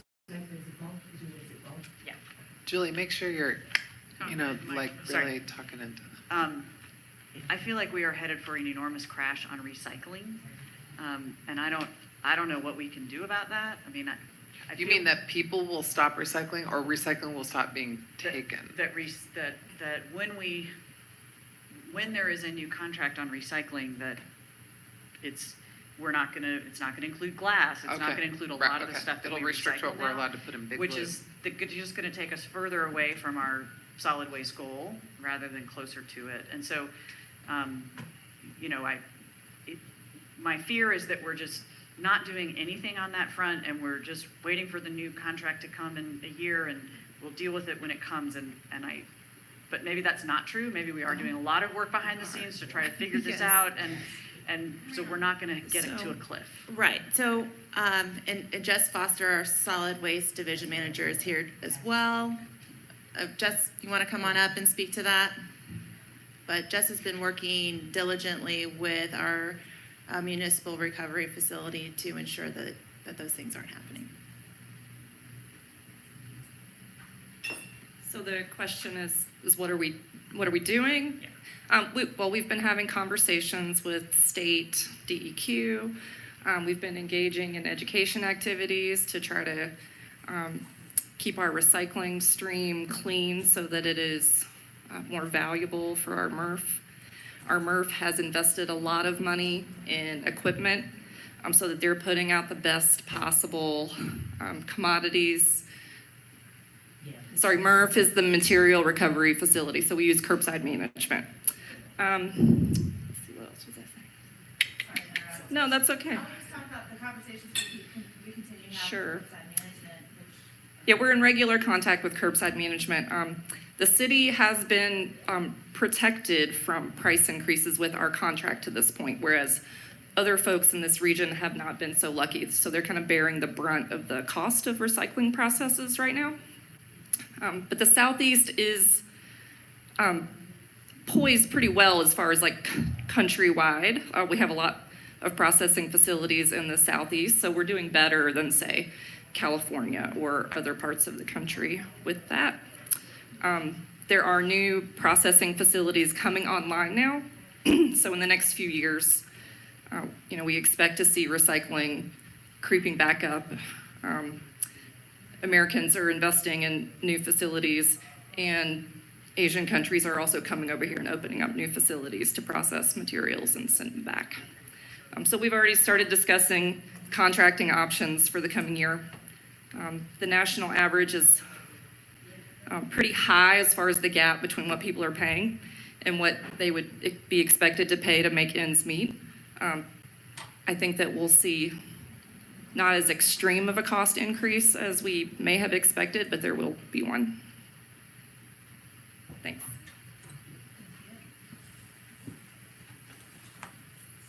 Anything else on this subject matter? All right, so I think we've got enough information and direction. I appreciate your input. Thank you. In my mind, I'm. Well, Okay, folks, we have a 10-minute break. We'll see you back yeah, in 10 I'm minutes. Ready. I'm ready.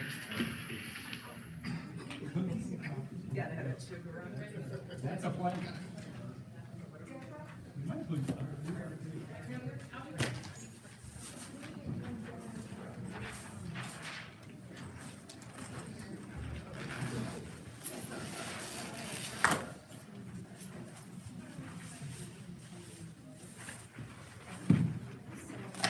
But there's something vital.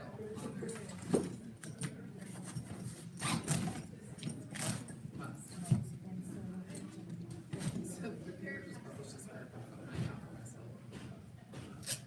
Yeah, Joel, I mean, Joel told me, asked me about it. Yeah.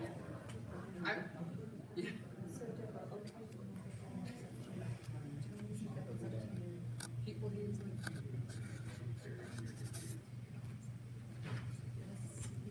not just you.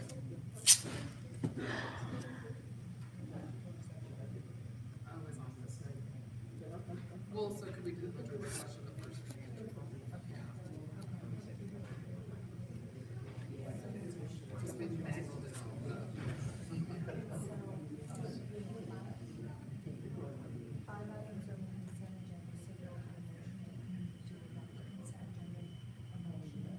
But are we, this is a live meeting, we're having a live meeting.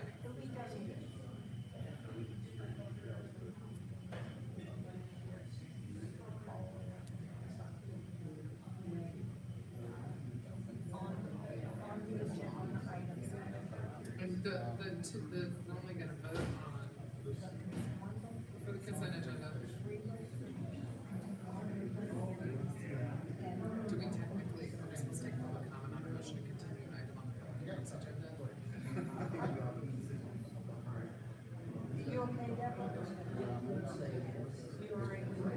There's no statutory requirement. Okay.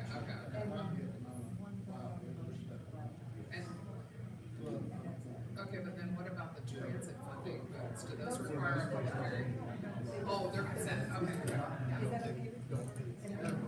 So we'll come into the chamber, we'll tell the public they can't attend unless they. Yeah. Yeah.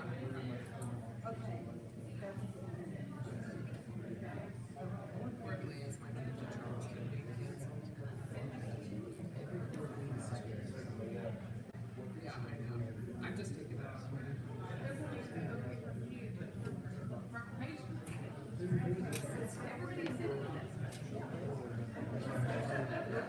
I know, I can verify.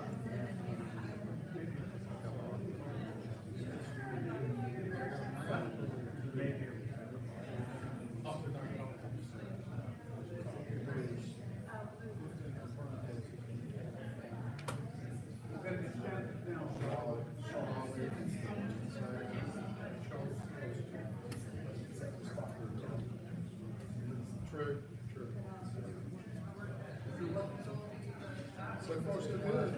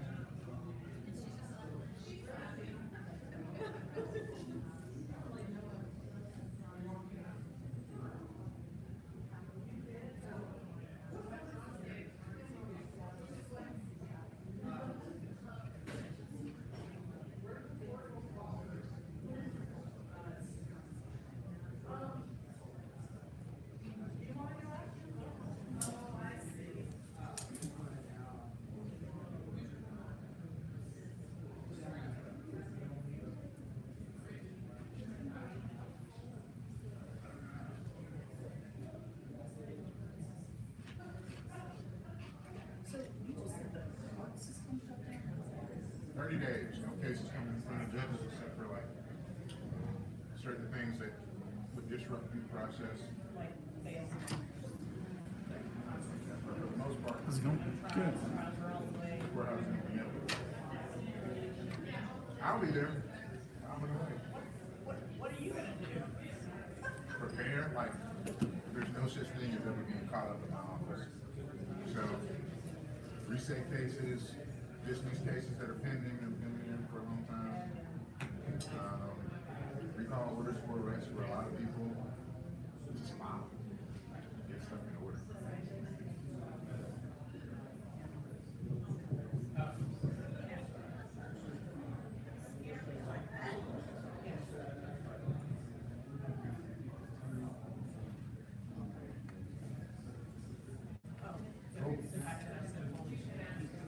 Did you? I didn't hear that.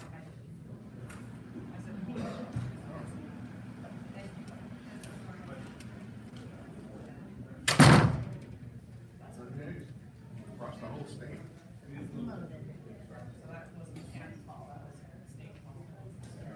Justice Beasley. I knew something was coming, but didn't know when, so like, or something that would not be on the shoulders of local officials.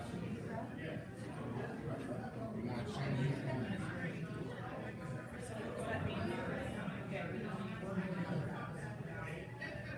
Well, for me, in our office, it really affects more the criminal side than the civil side. All civil cases probably, I mean, those probably get pushed out too, but there's the day-to-day things that the civil clerks, their job probably get pushed out, but for us, on the criminal side, we'll still be working, we'll still get paid, but then all the folks that are affected by that, people that cover trial stuff, it's kind of like, and you don't have any close to your office. What they'll do, I don't know. We do have grant positions that are written in, that is the legal. That we actually help pay for. And so, unless there's some sort of process issue.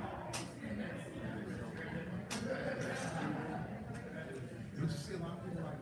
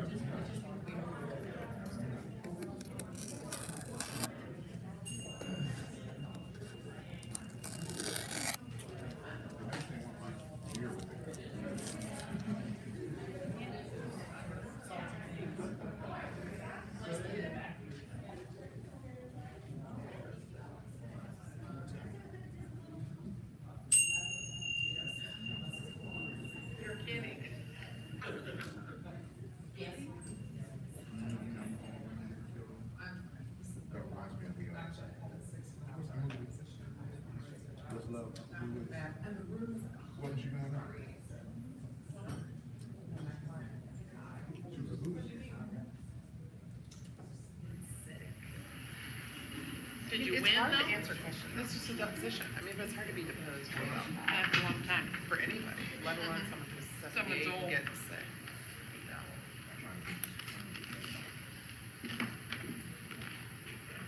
Are you ready? There are enough lawyers in that room to Oh, do nothing, do no good. Okay, Ready, Meg? well, we're all here. well, it should, All right. Thank you. There is a song, Negro Spiritual. We're headed not up, but down the rough side of the mountain. This is almost the last one, and this one is extremely important for us as an organization. We are going to be talking about some work that our consultants have done for us related to compensation for city employees. We're going to mix it up in terms of the presentation a little bit. We're going to start out with our own Larissa Lohman, who's going to provide you with kind of the background of the study. And then we will have Marianne, oh yes, I got it, okay, to come up from the Archer Company to give us the status of our, the work that she's been doing, or I should say the Archer Company has been doing on the company class study. First, let me just give you a little bit of background on Marianne and the Archer Company. The Archer Company is a leading human resource consulting firm specializing in the development and implementation of compensation and classification systems for local government and public sector organizations. Our local project manager, can't speak, for Archer, Marianne Oyas, has been a total compensation consultant to both public and private organizations, as well as managing domestic and in some cases international compensation teams for Toshiba Global Commerce Solutions, Sealy Posturepedic, VF Corporation, and Time Warner Cable. She has managed compensation projects for organizations as large as the city of St. Louis, Missouri, the state of Nebraska, a U.S.-based division of Toyota Motor Corporation, and Harley-Davidson. Ms. Oyas received a Master's of Arts in Industrial Relations from the University of Minnesota and a bachelor's degree in psychology from the University of St. Catherine in Minneapolis, St. Paul. With that, I will ask both Larissa and Marianne to come up, and I will be back shortly. In terms of the presentation overview, they are going to be covering these items, and the takeaways I will leave for Larissa to do. All right, good afternoon. So our key takeaways today are the implementation of the... You need to speak right into the mic.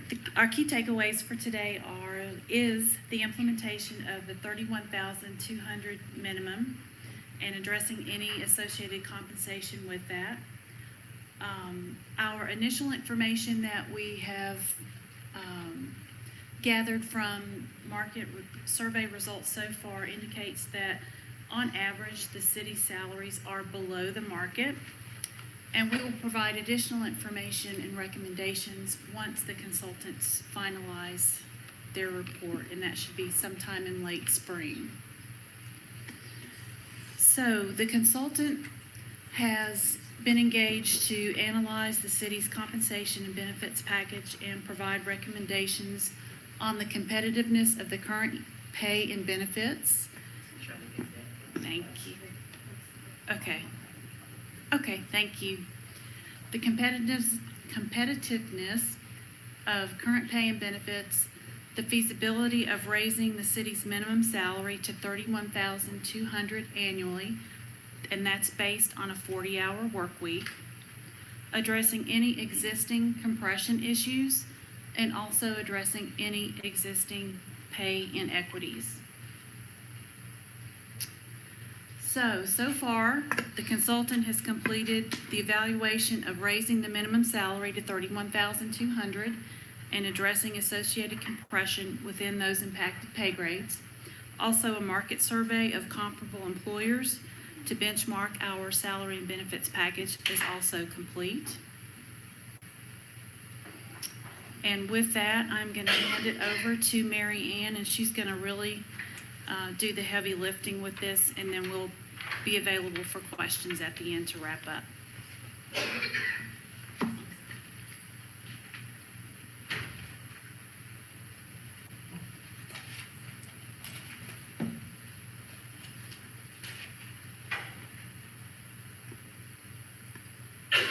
Okay, good afternoon. Thanks, it's been nice here. It's been, I love a government meeting. I listen to them at night. Whatever town I'm traveling in, I check the public access TV channel and see what's on board. So I'm just a geek that way, come from a family of geeks that way, so I'm really pleased to be here. Also pleased to be working so closely with the Human Resources Department at the city. We are well deep into our compensation classification project, and we'll go through the rest of the slides and talk about where we're at with these couple of initiatives we're doing. So in terms of the 31200 project, just as you know from having this discussed in other meetings, you know, the mission here was to determine the best way and the costs associated with moving the salaries of employees earning less than $31,200 a year to that amount. And what would be, you know, the best way to move forward to do that. And that's pretty easy math. The more difficult question, the one that we struggled with from the sense of really the best solution, is when you do that and you're raising sort of the wage floor, salary floor for a group of employees, you cause one type of salary compression. People use the word salary compression differently, and there's many kinds of compression. And I'll say for a moment that this particular part of our study is within the framework of a much larger study where we're looking at all sorts of pay issues that might be in place here, may or may not be, but this part and this type of compression is very specific. So what we're talking about is as we move that wage floor up, that will move the salaries close to or, you know, at about the same level as other employees in the same job titles who may have been working in those jobs for many, many years. So that kind of squishing together, compressing, is the kind of compression we're talking about and that we focused on in terms of a reasonable solution. What's happening too, and you know, there's an echo, I think, through some of the presentations I've seen today. Well, there's several. One of the echoes I'm seeing is the labor market, the pressure on employers, including the city, to find qualified folks in the lower wage tiers is increasing exponentially. From my experience doing this kind of work since actually the mid-'80s. So we're in a very difficult market for employers. And even though the city, as a city employer, has some additional benefits, one could easily argue it's still a tough market. So, you know, the 31,200 wage floor is probably important, not just from the standpoint of your commitment to a living wage, but also your commitment to need to find and keep good people. It's really becoming much more of a seller's market out there, with the potential employees being the sellers and you're the buyer as the employer. So what's happening is the wages in the lower ends are moving up fast, and it's becoming harder to find folks. So managers are coming into HR and saying, you know, I can't bring people in at the minimum anymore. I need to hire them higher into the range. As a result of this, the compression, and of course the wage floor adds to the compression, although the intent is, it's a wonderful intent to pay a living wage. We did talk, I think, earlier, or an earlier presentation about the cost of doing this. It's about it's 92 employees, full-time and regular, out of a staff of about 1,256. So it's a relatively small group. The costs associated with doing the movement of that floor to 31,200, about $409,000 some odd dollars. Now let's talk about the compression. So we looked at many options. I think at the last count, we looked at about 9 or 10 different options for dealing with this compression. And we were thinking about, you know, fairness, equity, affordability. We were also thinking about the fact that we knew the Archer Company was going to come back in just a few more weeks and provide thorough recommendations about all aspects of the city's pay plan. So we thought, let's segment out this particular compression issue and come in with a reasonable recommendation that wouldn't be in conflict with the larger pay study, but would work well within that. We know that in the larger study, there's some other issues we're going to need to address, and, probably not going to be without cost either. So wanted to think about all that and balance all of that. So for what the move forward here on the compression adjustments will be to take any employees who are in one of the 5 pay grades that are impacted by the 31,200 adjustment. So that's our segmented group. These are employees that are in the same pay grades where one or more employees are moving up to the 31,200. That's the compression that we're dealing with. And we would move them to what we would call a target salary that's based on the years of service in their current job. So the idea is that within any job title in this group or pay grade, folks' salaries would be segmented based on their years of service. The longer you've been in that job title, the farther into the range you would move. That's a classic way of dealing with salary compression. So we reviewed all employees in the pay grades that I mentioned, 201 to 207. We felt this was the most equitable way to solve the compression that's caused by the movement to the 31,200. So I'm going to just walk through an example because you see all these numbers and it's a little intimidating. This is just an example of one of your pay grades, and you see that there's 14 columns as you go across.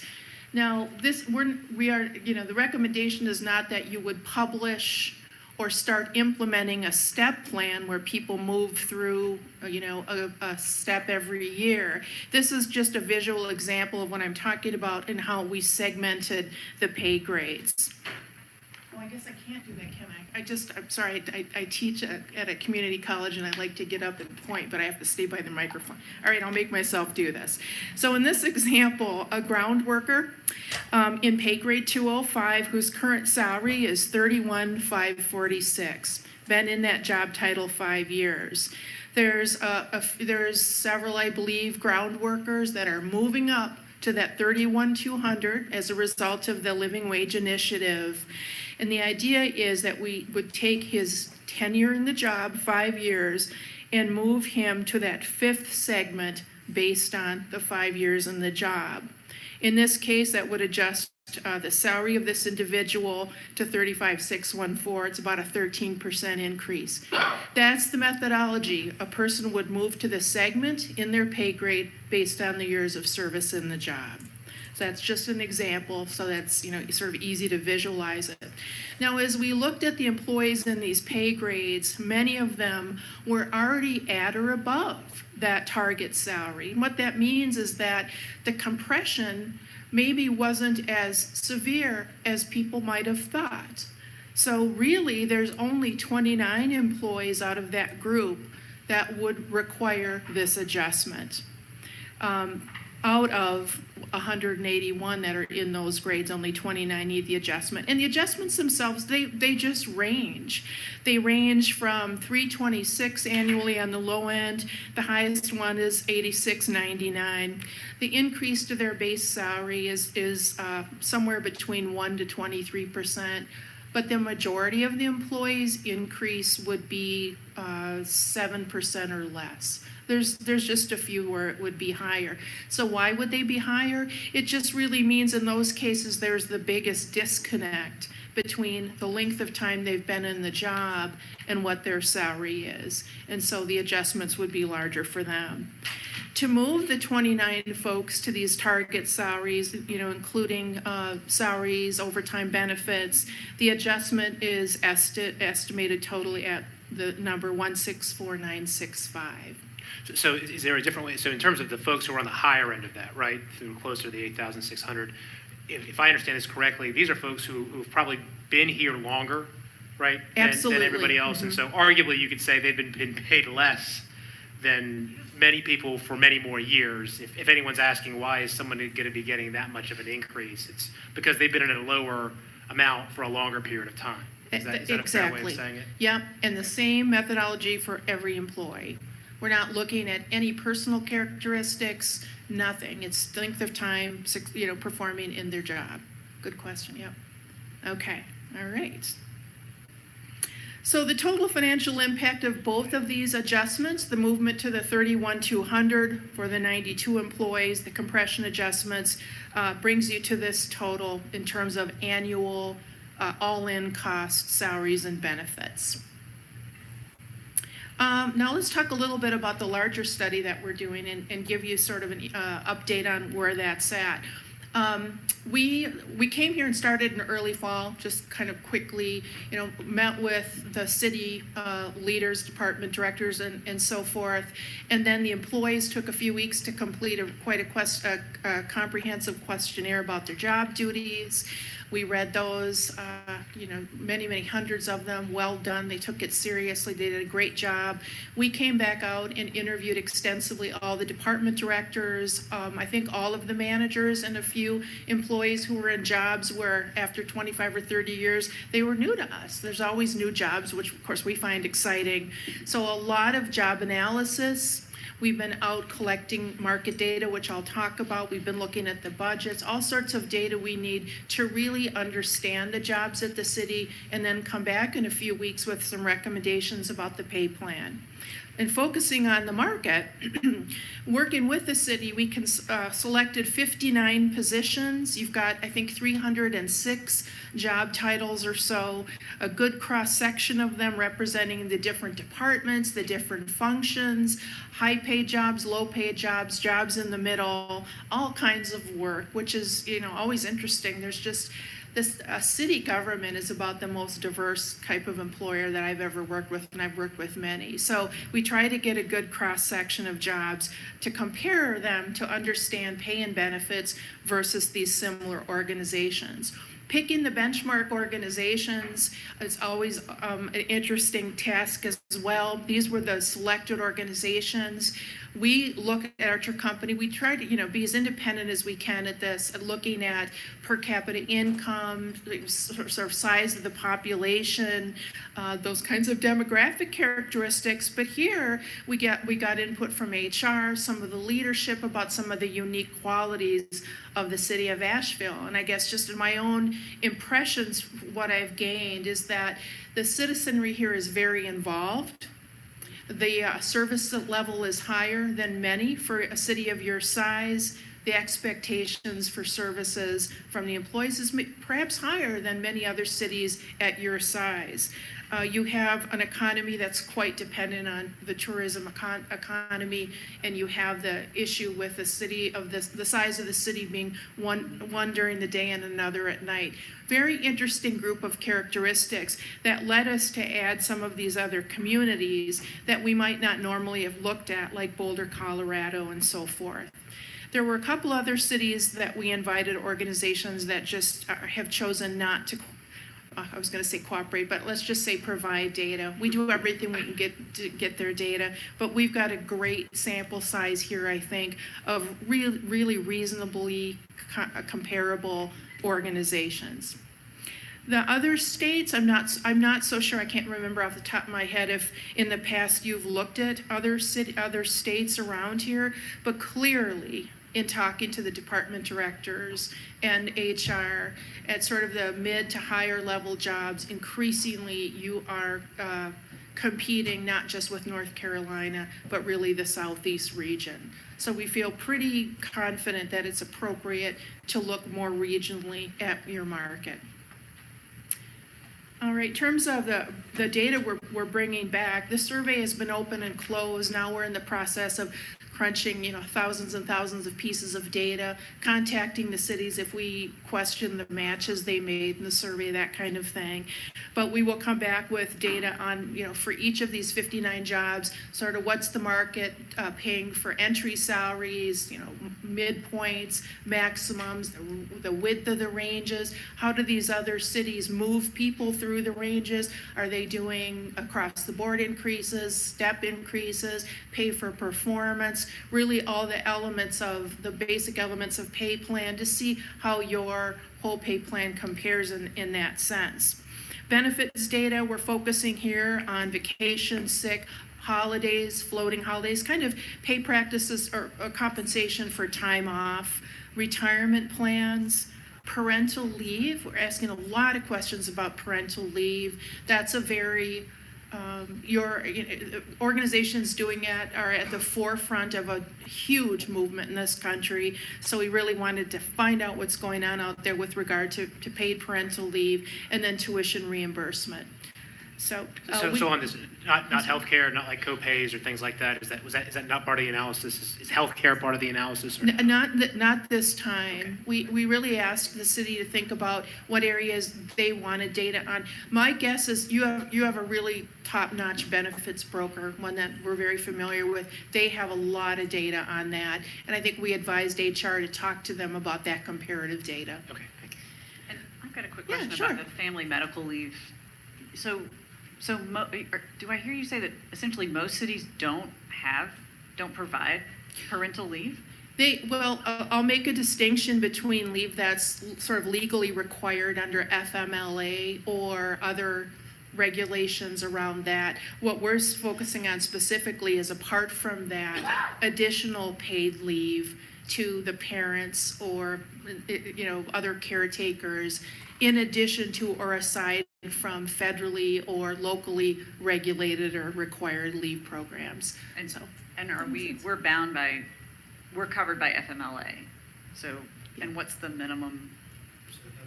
Well, There's nothing paid. Yeah, FMLA doesn't require payment. Got it. Just the leave that you get your job. And your job is there when you get back. That's a really good question. Charlotte just did this like 2 years ago. Start paper. Start. So in terms of our initial findings, and we're going to give you quite extensive report on this, so this is very initial. As I said, we're still absorbing and crunching the data, but we've got a lot of it in. You will see, once you see it, that in general, the city's pay levels across departments, levels, type of job, are below market, in some cases substantially, meaning 10, 15, 20%. If we look at individual salaries or the ranges themselves, there are exceptions. That's not true with every job. But clearly the city's pay practices are, not keeping pace with the market. We'll give you very extensive details on that in the next few weeks. And it's, we see this all the time, and this can happen over time, especially, we're seeing it a lot with really kind of a hangover from the recession, which now has been a long time. But what's happened is a number of our clients were not able to do a lot with raises for a period of time, and it's sort of catching up with them from a market perspective. So again, you will see some very detailed findings. Now, and those will be back to you, as we talked about in the spring, and we're just getting our project plan solidified with HR now, but our intent is to bring back a final report on all of this in very early May. So it's only going to be a hop, skip, and a jump before this whole thing is done. And then we can talk to you about the larger picture. Today's focus was primarily on that group of employees impacted by the 31,200 and the compression adjustments. And I believe, I'm sorry, in terms of, the idea then is to implement for the 31,200 that new minimum in the current fiscal year in May, and then address those compensation adjustments. So, I guess Melissa and Marianne, if you can stay for a minute.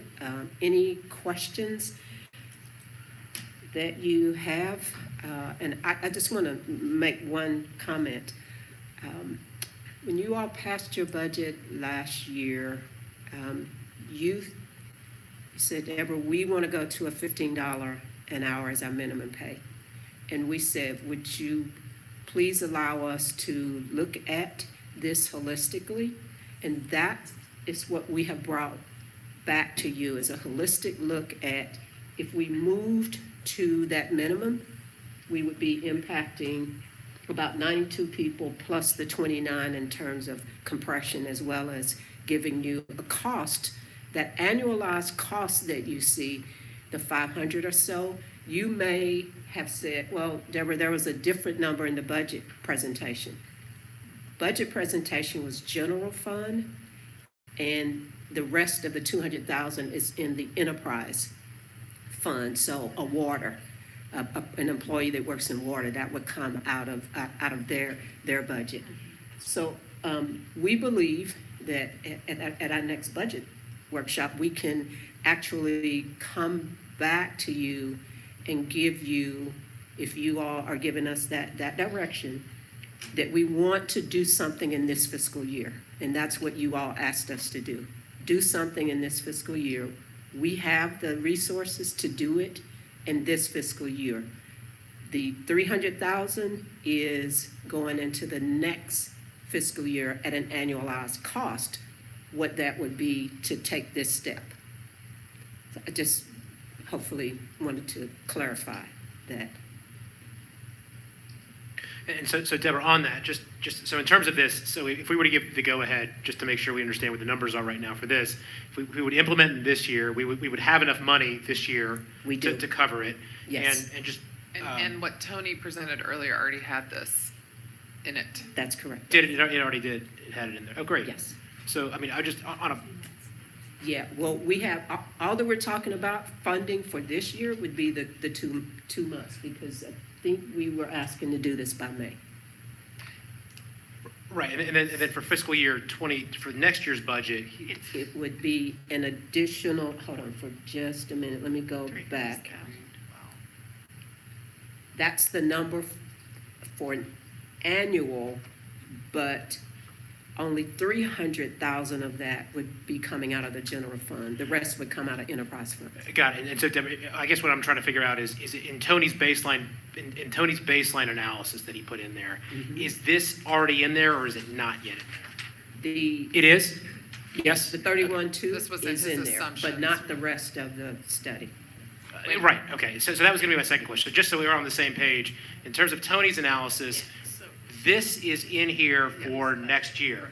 What is not in here is whatever's going to be coming out of phase 2 or whatever that you guys are still working on. So similar question to what Julie had for you in the last kind of conversation. In your budget, do you intend to add some adjustments coming out of that, of this next part of the study, or at this point are you not sure? I would say yes. I do want to include something, but I want to include it in a way where we can provide you with like a 2 or 3 year schedule of how it could be implemented. So yes, I would like to make some adjustments for particularly those where there are significant differences between salaries and market. Okay. Current salaries and market. Okay, thank you. And just to be clear, the projection for year ended June 30, 2020 includes getting everyone to the 3120 and the compression for May and June. It already is in there. Okay. It's already in there. Yes, ma'am.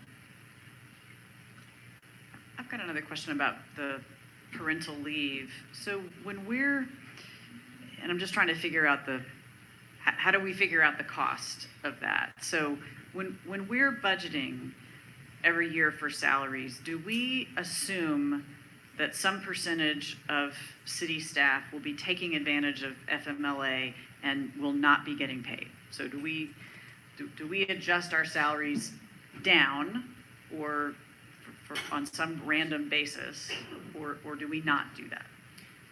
We don't adjust the salaries down, so Okay. yes, we do anticipate that a pretty decent number of employees every year take FMLA leave.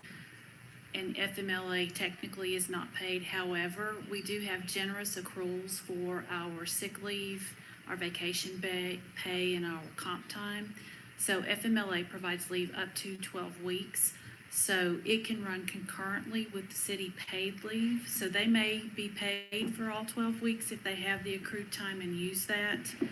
They may be paid for a portion of that 12 weeks until all their accrued leave runs out, and at which time, depending on what's going on, they could go on unpaid leave for the remainder of their FMLA time, Or if they have a catastrophic illness, we also have a sick leave sharing bank. So once all of their own time is exhausted, if they're a member of that bank, then they can draw leave out of that bank to continue to get paid. But we don't really have a good way to forecast how many employees are going to take that every year because it varies. Right, so I guess that's my point is if, in thinking about the cost, we don't really, there is really no additional cost because we're assuming that we're including everybody's full salary for the year anyway, right? Or what am I missing? Yeah, we already include everybody's full salary. If we added on an additional paid parental leave, that would encompass employees who are not eligible to receive FMLA leave and maybe those who don't accrue sick leave or vacation leave or comp time. So paying for a parental leave, that would add additional cost to the city. So who are those kinds of employees that aren't covered? Part-time employees that don't work enough hours to be eligible. Our temp seasonal employees are also not eligible for leave because they don't meet the federal requirements established in FMLA leave to qualify. Maybe they don't Or have enough people- money saved in their sick leave. Right, or people who have used all their sick leave the year before Right. and they don't have anything accrued, so it would Right. be incremental. I mean, it doesn't mean that they hadn't worked here long enough, but maybe they had a bad year before and took their sick leave, so they don't have anything banked. Right, but we don't incur additional costs if that person takes paid parental leave because we're already budgeting to pay their salary, right? A paid parental leave is not already budgeted, and if we implemented that policy, it would be in addition to everything else we already have, so there would be another cost for that. So there might be a cost if, depending on your position, right? I mean, if you're an employee that has to be in some place and you're not there, then we're paying somebody else to be there. But I mean, it would cost incrementally because you would, you're gonna, on top of that, continue to accrue for, which is an expense, continue to accrue for paid sick time and all that kind of thing. But we already budget for that. Yeah, but you don't, you accrue for it, and then when they use it, then that goes away. But now you'd have to do what you usually do, and then accrue more time for the paid leave. It would cost more money. I mean, we can walk through it. I'm definitely not gonna argue numbers with you. Yeah, seriously. Okay. But I guess my sense too is in evaluating this, probably the bigger motivator here is going to be less in terms of the dollars and cents and more in terms of kind of the policy impact on organizations. So, I assume there'll be some cost analysis, but my guess is the bigger driver is going to be how is this going to fit into the total compensation package as in terms of recruitment and retention and care of our employees. Is that a pretty fair Exactly, statement? and what's being assessed in the benefits portion of the survey related to paid parental leave is how prevalent is it? Particularly how prevalent is it in North Carolina? How many cities and towns are already using it? And I can think of 3 or 4 off the top of my head, but they may have uncovered more. And then what do those policies look like? And do those places have costs that they can share with us that they have knowledge of? So.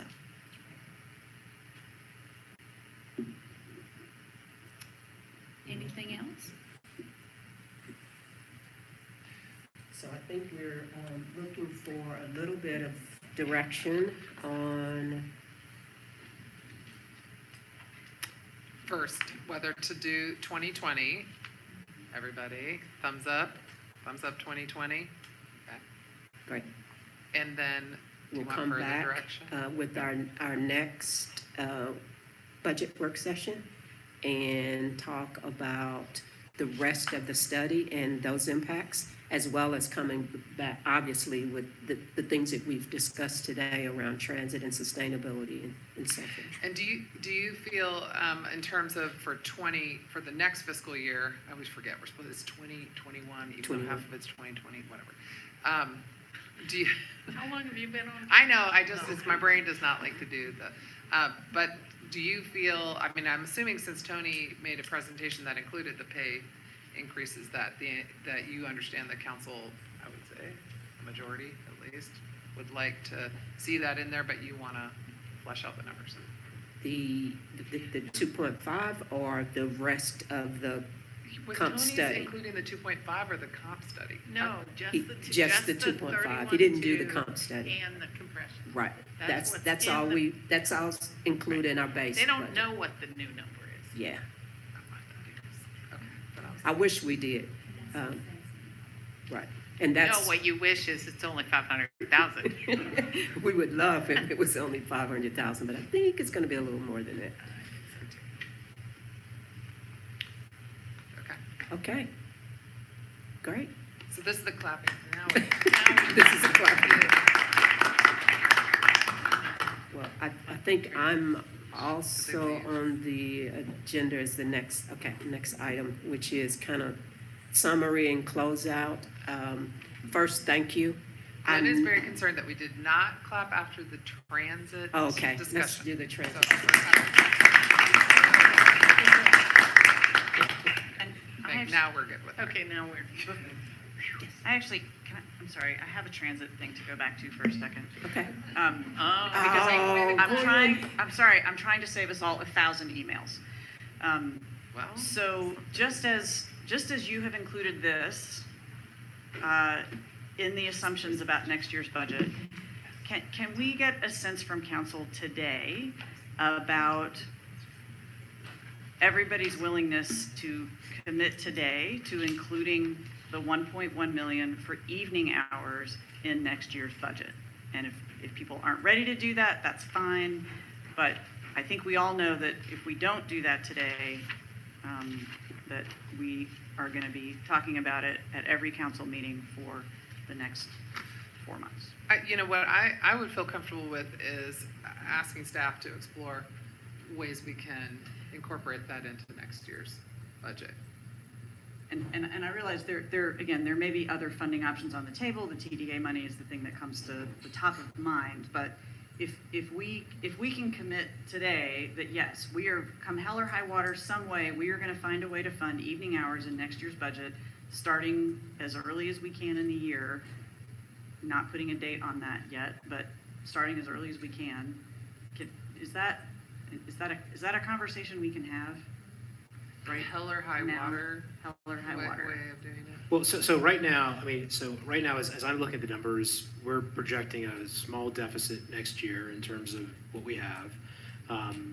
And we're kind of trying, we don't know what this is going to cost, right? We're talking about the possibility of doing a bond, right, to wrap up some of the sustainability. So we're not sure in terms of what those total numbers are. So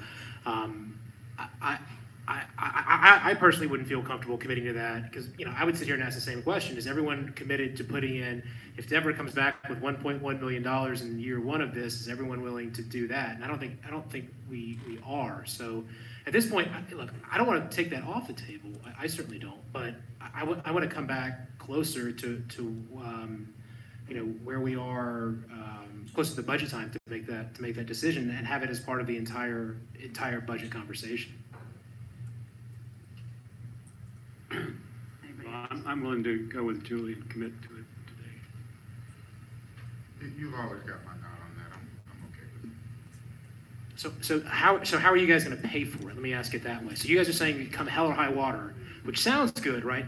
But my question, so is your position then, just so it's here and we can be clear about it, is your position here that if that will require a tax increase, whatever that tax increase will be, you will support that? Is that what I'm hearing from you guys? That is my position, yes. Is that your position, Brian? Yes. Is that yours, Keith? Sure, man. Okay. That's 3. Anybody else? I mean, because is that what we're doing? We're telling Deborah that if it comes down to a property tax increase, we're willing to support that. I know when we talked earlier, we talked about cobbling together resources. Right, So sure. I'm still looking to get that information. But Right. it's no surprise to anybody that Julie and I have been out there as well talking about raising $4.5 million toward all of these things that everybody keeps saying we don't have money for. And so I don't want it to be any mistake that there is money for it. We just have to be willing to do it. So I don't want people to start thinking like, oh my goodness, we can't do this. We can do this if we have the willpower to do it, but as it pertains to our earlier conversation, I'm still willing to look at what does the cobbling together of resources look like. But on the face of it all, if it came down to it and that's what we need to do, then that's what I'm prepared to support. So I think we need 4 if that's gonna happen, and we have 3 right now, so.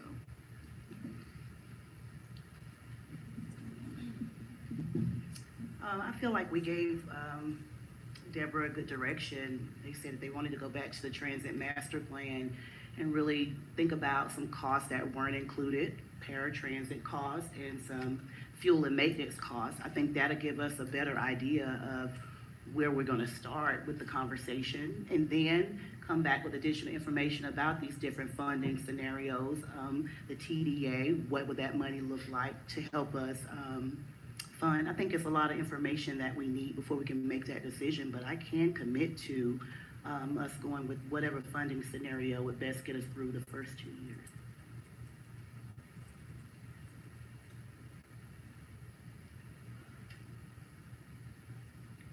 So I didn't hear 4 for what I proposed, so.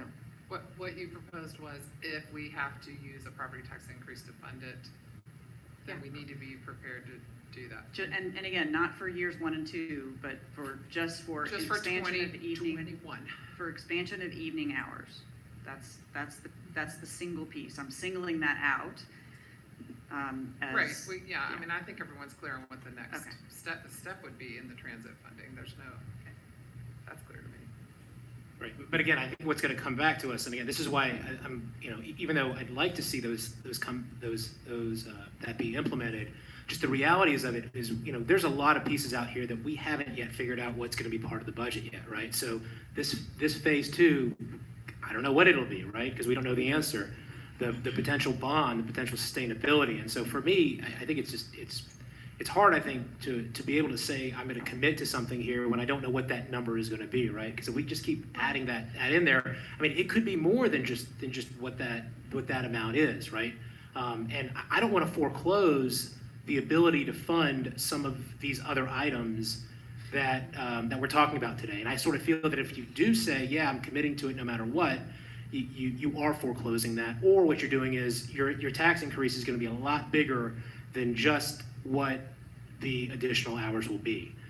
Because again, if we look at those dollars, going back to Tony's initial presentation, the bottom line is the baseline says that's all we got, So anything we really want to add to it is going to require additional revenues, and the only additional revenues that we really have identified that we can count on are stuff that's in our control, which would be a property tax increase. Mayor, I've got a question. So is council asking staff to explore ways to incorporate that 1.1 million in next year's budget for that, or is that not a Julie? Yeah, my proposal was that, Yeah, I know what you're. that a majority of us today say, include it in your base budget and we will figure out how to pay for it. Yeah, But and I the did not mayor- hear a majority for Yeah, that. and then the mayor said she'd be up to exploring ways to incorporate that in there. And Well, I think we're all I think we've all open said to that. We all exploring. wanna We're all in find it. agreement about exploring. I think Okay. what we don't have here is a It's the majority come hell or high consent, water the hell or high water piece of approach, it. which AKA means raising property taxes if that's the backstop. Okay, I got it. Thank you. Sorry. Will that be the first minutes that I was have gonna hell or say, high are you water gonna use that in them? expression? Not using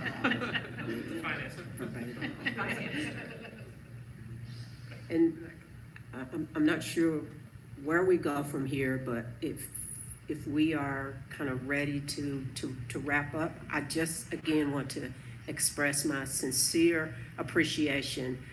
One of Ed's meeting guidelines or policies was that you be present.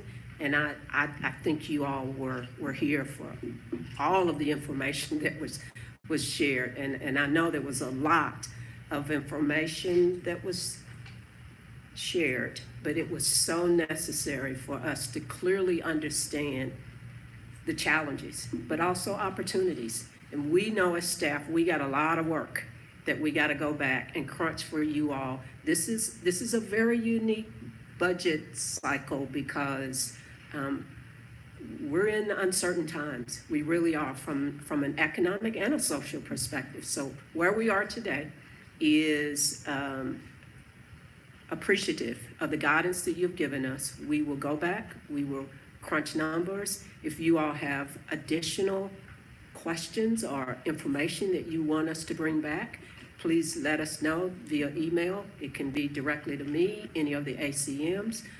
We'll be more than happy to try to provide that feedback to you when we come back in March or April for our next budget work session. But Mayor, I will turn it over to you to close us out unless there is any kind of exercise on the closeout. Okay. You do, what is it? We're going to get mad. All right. Okay, well, and unless anybody else has anything else they want to say before we conclude today? I just wanted to say, I mean, there was a lot of information and I know a ton of work, and then we've probably given you more work. So I really just appreciate it all, and So the a round format of was. applause for the staff. Thank you very much. Okay. Yes, we do. Well, I know. All right, so more to come, and we're busy. Let me just say right now, we're just, as a housekeeping matter, we were busy trying to figure out how to handle the next council meeting, which is supposed to be on March 24th. What we think we're gonna do is have that council meeting where we are physically there, but the public will not attend in person, but will be allowed to attend virtually. And we're gonna try to make an announcement about that far in advance so people understand how to do that. Interestingly, apparently the governor of Massachusetts just waived all open meetings laws requirements, so we're not quite to that point yet. We're gonna try to accommodate everyone, at least for this next council meeting. We don't have any plans to have to do that beyond that at this point. And I will email out council a little bit more firmer instructions that the mayor just sent to all the council, so you'll be a little bit more aware of what's going on. Do we have do we know what we're doing for public comment? I think the goal was to have people let us know if they wanted to make public comment, give them a far enough notice in advance so that they could tell us they wanted to and figure out how to facilitate that. Am I saying that right? Yeah, the abbreviated meeting won't include any public hearings, so Right, we won't have public we're also comments. removing anything from the calendar that would require public comment. So we're legally require public comment. And statutorily, you're required to have one public comment period per month. As a municipality, we've already had that. Now, our rules generally provide that we would do that at every meeting, but given the declaration of emergency that the mayor signed yesterday, we are able now and empowered to take some additional steps for health and safety reasons. So we're trying to still work out the details about anyone who would have a vested interest in a particular item to sign up in advance and still be able to get access, but we wouldn't be having an official a prescribed informal comment period at this meeting. How soon will we be able, as council members, get that playbook of what the meeting is gonna look like so we can address our constituents with questions and concerns? I'll work everything up on Monday. We just now started talking about this, so there's a lot of moving parts. Right. But yeah, I'll make sure I get everything out to council on Monday. We were thinking of just canceling the meeting, but there are two items on the consent agenda involving transit funding that are time sensitive that we need to vote on. Action. So,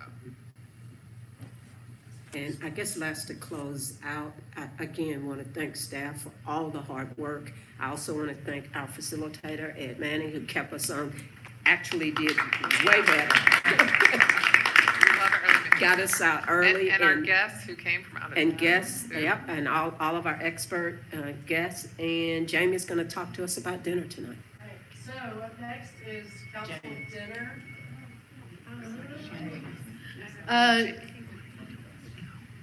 What? We can talk.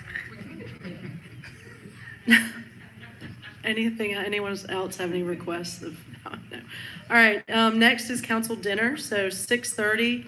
at karate where there will be booze, so it'll be much more fun.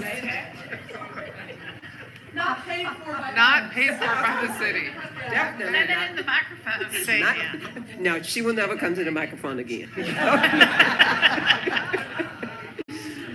Okay, well, Okay, thank you. all We're right, we adjourned. stand adjourned. Yeah.